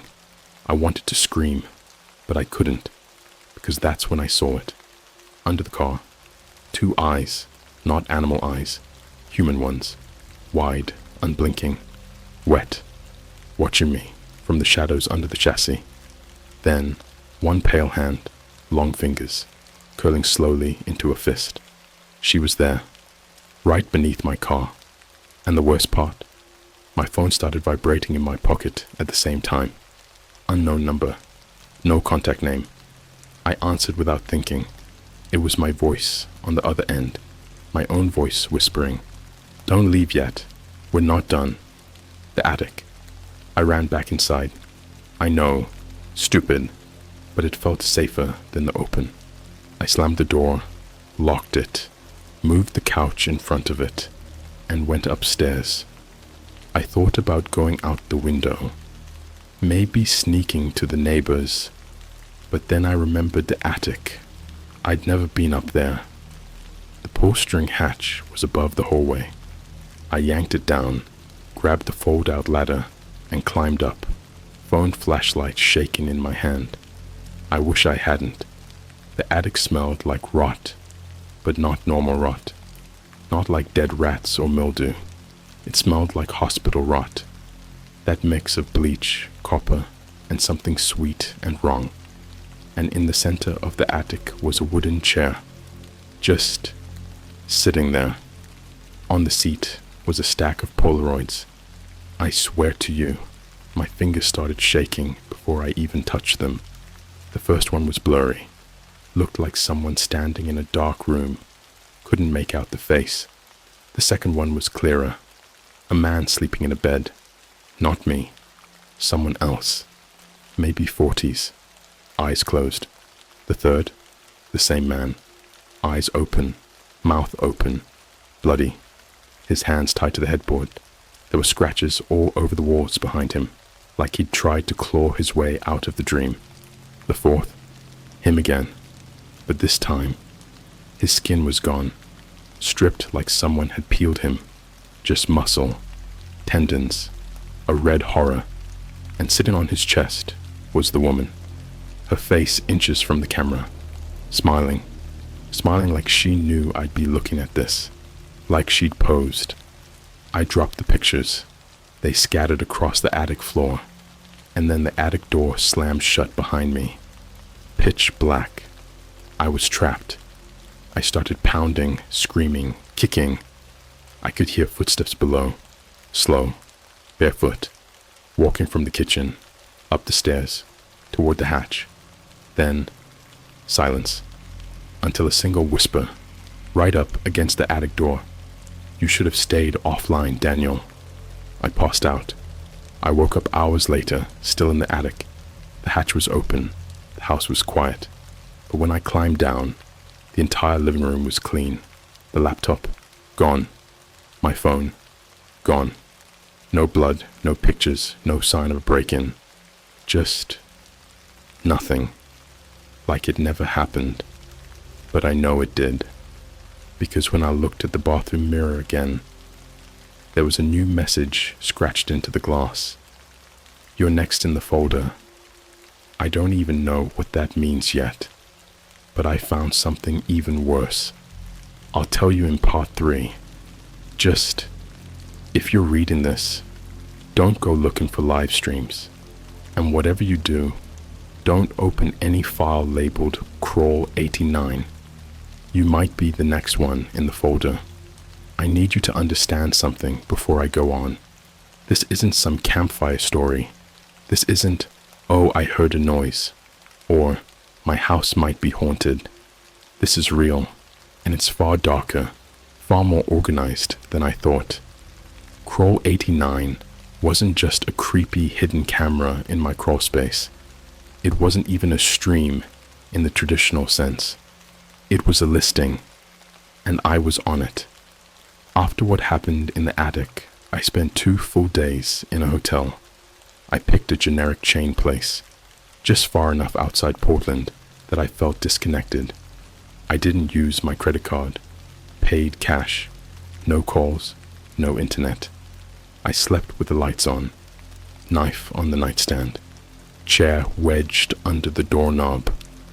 I was trying to convince myself that everything was over, that the woman was part of a psychotic squatter's ring, or maybe I was losing it.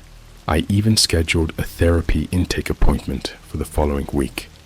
But then, on the second night, I made a mistake. I turned on the hotel TV, just something to distract my mind. A local channel. There was a news report. A body found in Vancouver. Not the Canadian one, the smaller one across the river from Portland. They found a man, stripped of his skin, slumped over in a bathtub filled with salt water. His name was Derek. I froze. Derek A. was the name on one of the letters I'd found in the crawl space before the police came. I hadn't mentioned it in part 1. It was in the McDonald's bag. Just a torn envelope with that name, no return address, and a sticker of a red circle with a cross through it. That sticker, it was on the back of the chair in the attic too. and on the whiteboard from the live stream. It wasn't just a doodle, it was a brand, and I think they've been using it to mark their victims. I left the hotel that night, drove 3 hours east, slept in my car at a rest stop. When I woke up, there was a napkin tucked into my windshield wiper. Red ink, childlike handwriting. No refunds once you've seen her. This isn't a haunting, it's a system. The folder. I didn't plan on going back to the house. I swear to God, I didn't. But curiosity is a disease, man. A slow, horrible disease. It starts as a question, a harmless little itch in your brain. But the longer you ignore it, the more it burns. The folder mentioned on the bathroom mirror wouldn't leave my head. You're next in the folder. What folder? Who made it? What was in it?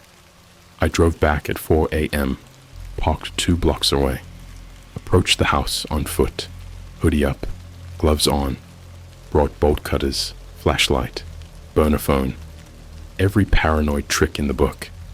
I even walked a full loop around the house, looking for signs of movement, hidden cameras, tire tracks. Nothing.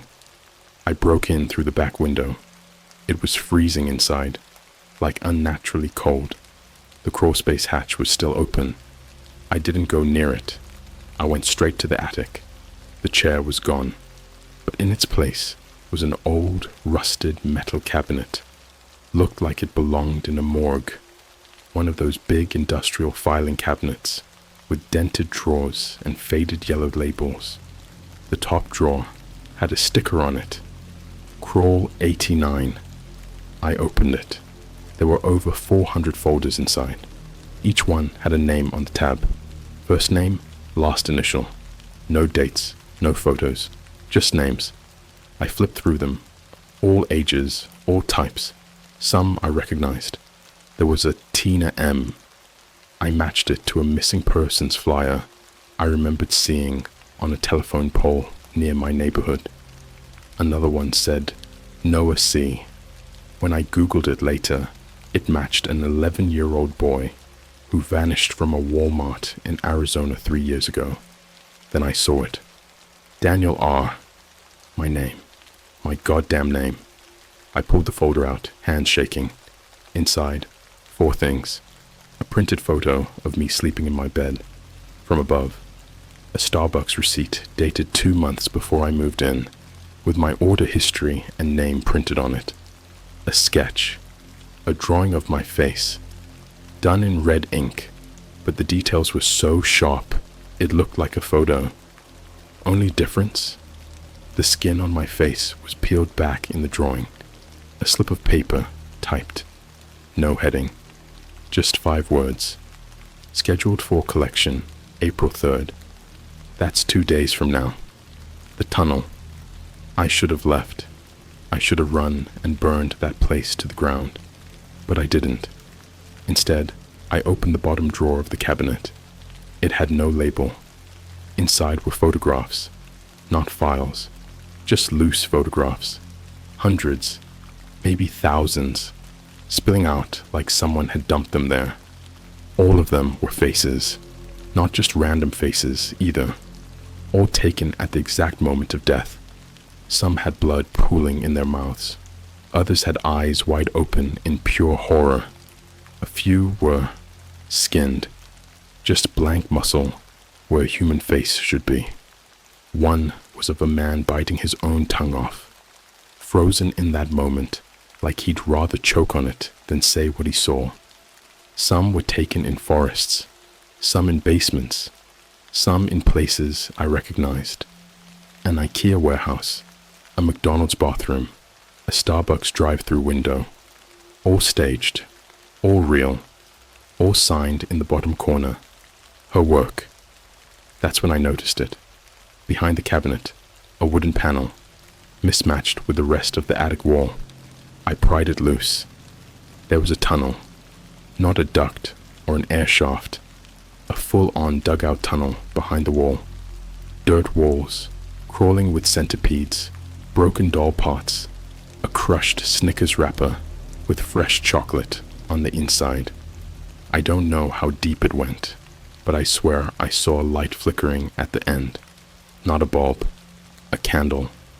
And behind the candle, something moved. Not fast, just slow enough that I couldn't tell if it was human.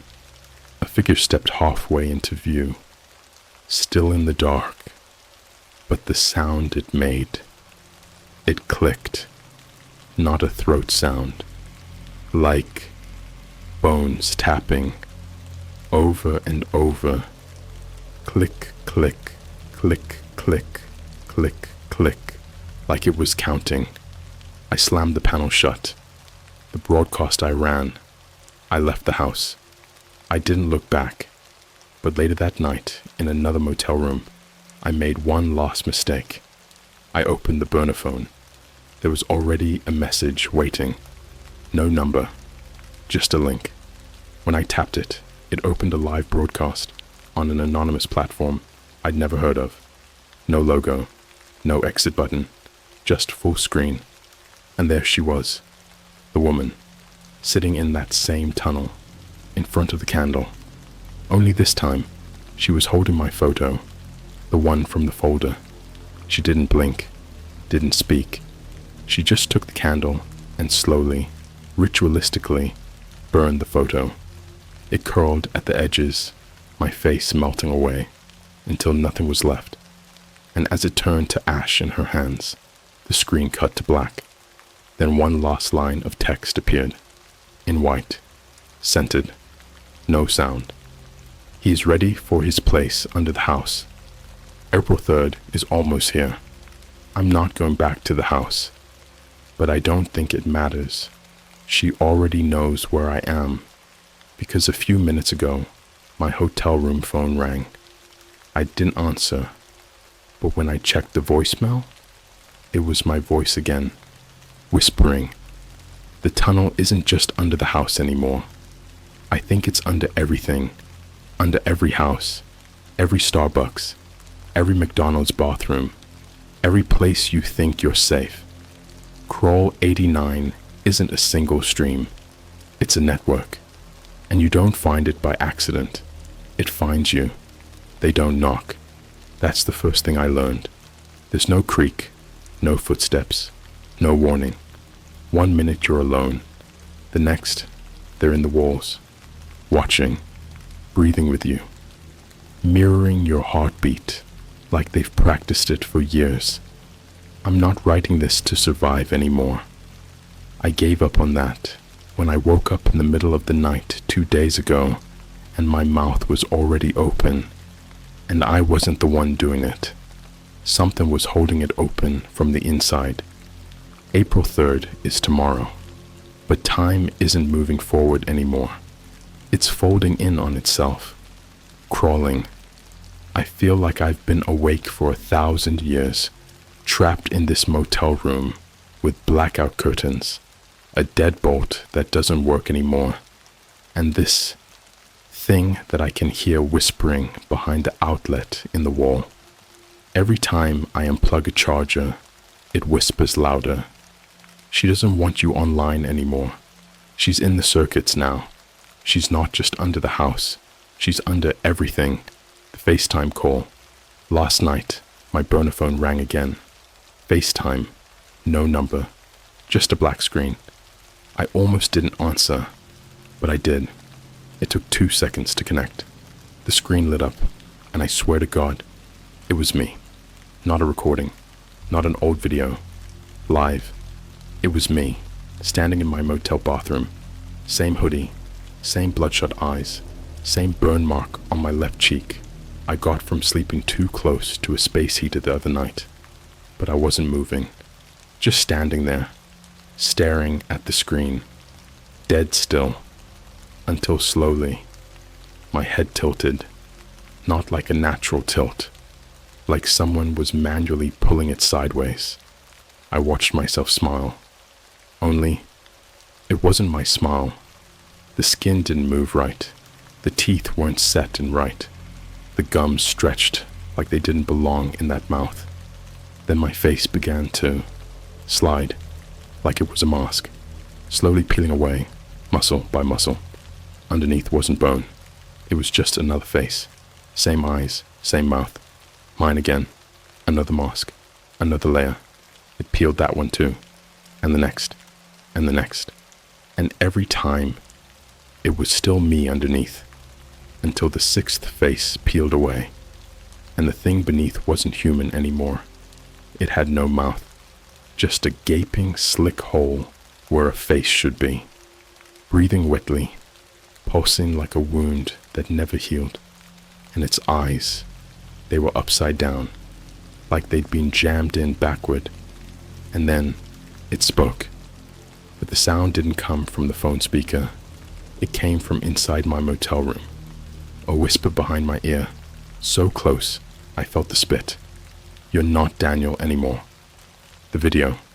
I tried to leave. I packed what I could, kicked the motel door open, bolted down the hallway barefoot. No one was there. Not at the front desk.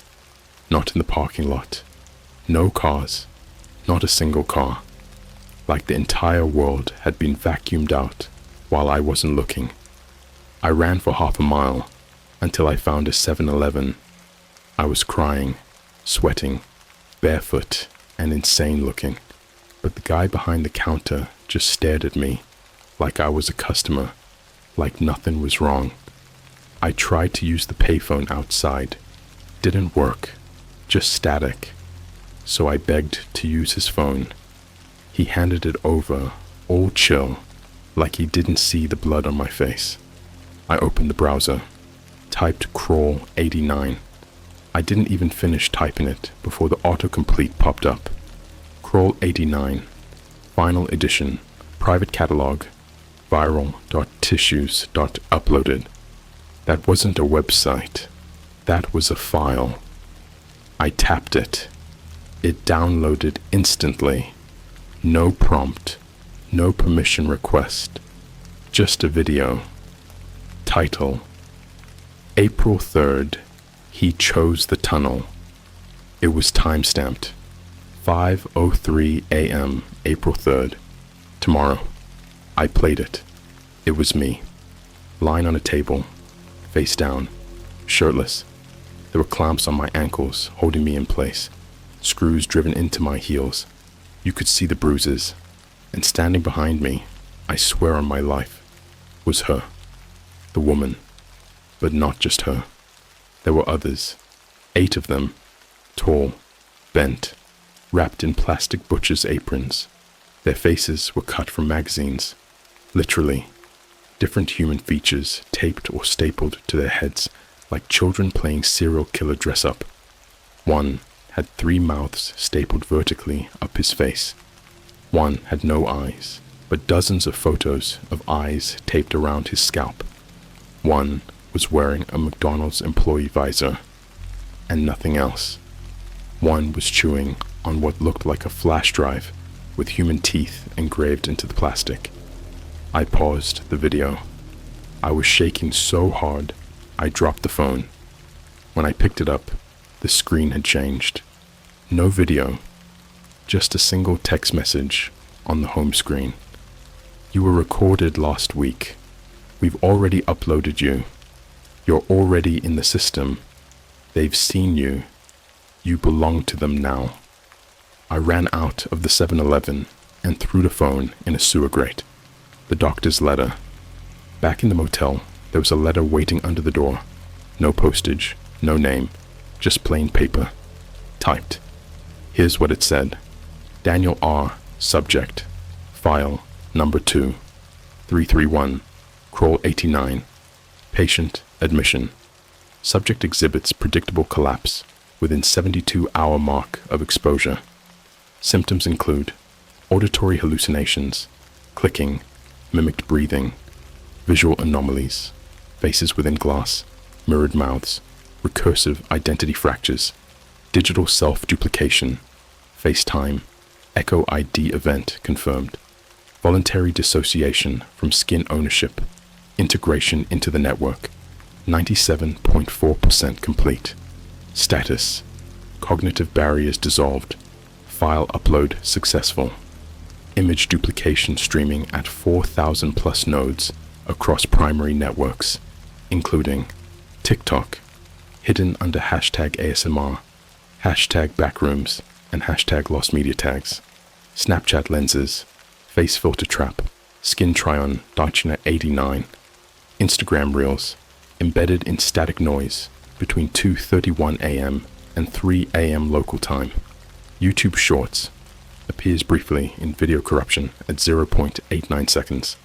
Public surveillance networks, integration confirmed via ghost frames. Collection, window, April 3rd, 5:03. I'm local. Final, no extensions. Notes, her hunger is growing. Skin is running out. New faces required. There was a smear of something dark on the bottom corner. It wasn't ink, the mirror visitor. It's 1:14 a.m. now. I tried sleeping again. Didn't work. There's someone in the bathroom. I can see her reflection, but not her body. She's pacing back and forth, her head hitting the edge of the mirror frame every time, like she doesn't fit in our world anymore. Like she's growing longer. She doesn't blink. She doesn't need to. She's just waiting. Her mouth opens wider every loop she makes, and every time she passes, a new mouth grows along her side. One for every person she's collected. I counted 12, then 13, then 14. The last one? It's my mouth. I can tell, because it's missing a chipped tooth. Same one I lost in 8th grade. The final click. I just heard it again. Click, click. Right beneath the bed. She's here. And she's not alone. They never come alone. They come in 7s. Each one takes a layer. First your sound, then your voice, then your name, then your identity, then your skin, then your mind. And last, they take your face and give it to the next one. Tomorrow morning, I'll be gone. But you read this. You saw the tag. You know the folder name now. And that's all it takes. The network has your IP, your camera, your voice print from reading this aloud in your head. So, if your screen glitches tonight, if you hear clicking from your vents, if your face starts to feel like it doesn't quite belong to you anymore, you're already in the system. I woke up on the motel ceiling, not on the bed, not on the floor, on the ceiling. Face down, limbs stiff like rebar, nailed into the plaster like some kind of insect display. My skin felt dry and thin, like it had been vacuum sealed to my bones. Something had been done to me while I was unconscious, not just to my body, to reality. Gravity didn't work right anymore. The corners of the room bent toward me. The air moved in reverse. The TV screen was on, but showed only a live feed of my own back from beneath the mattress. But I wasn't on the bed.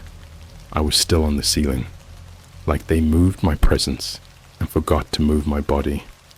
I think I died. I just don't think I stayed that way. The face. In the wall. There's a rule the network doesn't tell you. Once you're uploaded, once they stream your presence, you don't get it back. What they leave you with is a copy, a shell, just enough to walk, to breathe, to respond to people like nothing's wrong. But if someone looks too close, too long, they'll see it. The slippage, the way your mouth doesn't quite open in sync with your words, the delay when your eye blinks, but the reflection in the mirror doesn't. The twitch, that brief mechanical twitch your head makes every time someone says your name, like a puppet being yanked upright. They left me with a placeholder, but the real me, he's somewhere else. He's in the wall. I saw him. 2 nights ago, I went to a diner, one of those off-highway places that feels like it's been rotten since 1973. I sat in a booth by the bathroom, ordered black coffee, no food, just wanted something warm to keep the night from swallowing me whole. There was a small mirror above the sink in the bathroom. Old, cracked. I looked into it, and the real me looked back. Only he was trapped, frozen behind the glass, mouth wide open, eyes sunken, but still blinking, still aware, like he'd been screaming for hours, but didn't have a throat anymore. I reached toward it. The mirror cracked again, right down the middle. Blood started leaking from the split. Not mine, his. And in that blood, a single word formed, replaced the folder beneath the skin. The network doesn't need physical files anymore. That was just for show. Something to scare us, to make us feel like there was still some structure to this horror. But the truth? The folders are digital now. They're biological. They're in your brain, in your nerves. They grow inside you the longer you're watched. Every time you look into a screen, a webcam, a phone, a traffic cam, a cracked ATM display, it collects more data, not information, tissue. And once it reaches the threshold, around 89 hours of exposure, hence crawl 89, the upload completes. But here's the catch. The moment the final upload finishes, your body ejects the folder physically. I vomited mine. A long, grey, fleshy mass, like a USB cable made of tendons and wet hair, wrapped in my own skin, peeled from the inside of my throat. It slithered out like it had volition, like it wanted out, and it landed with a wet slap on the motel carpet.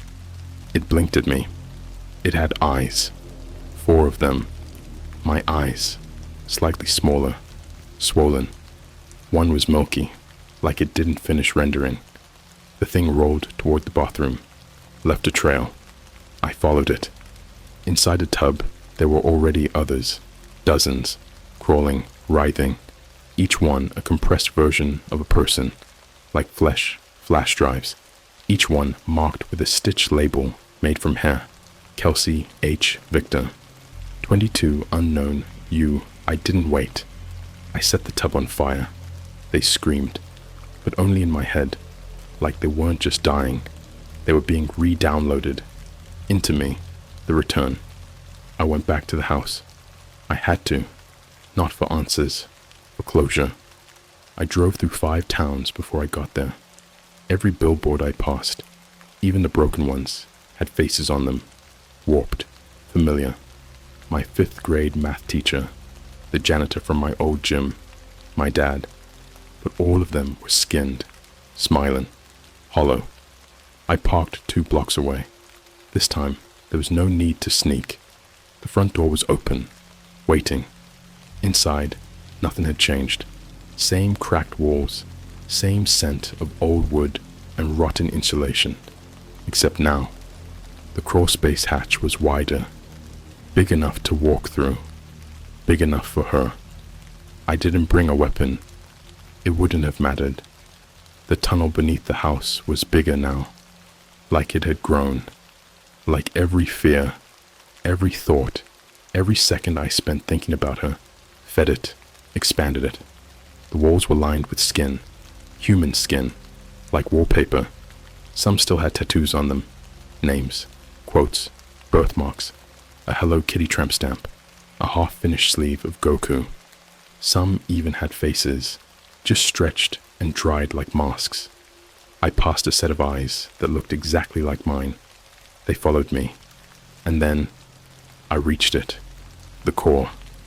It was a room, a perfect circular room made of bone and wire, with a chair in the center, and above it, a screen, a living screen, made from mouths, dozens, all moving at once, stitched together like a web, and they were speaking in my voice, all of them, all at once.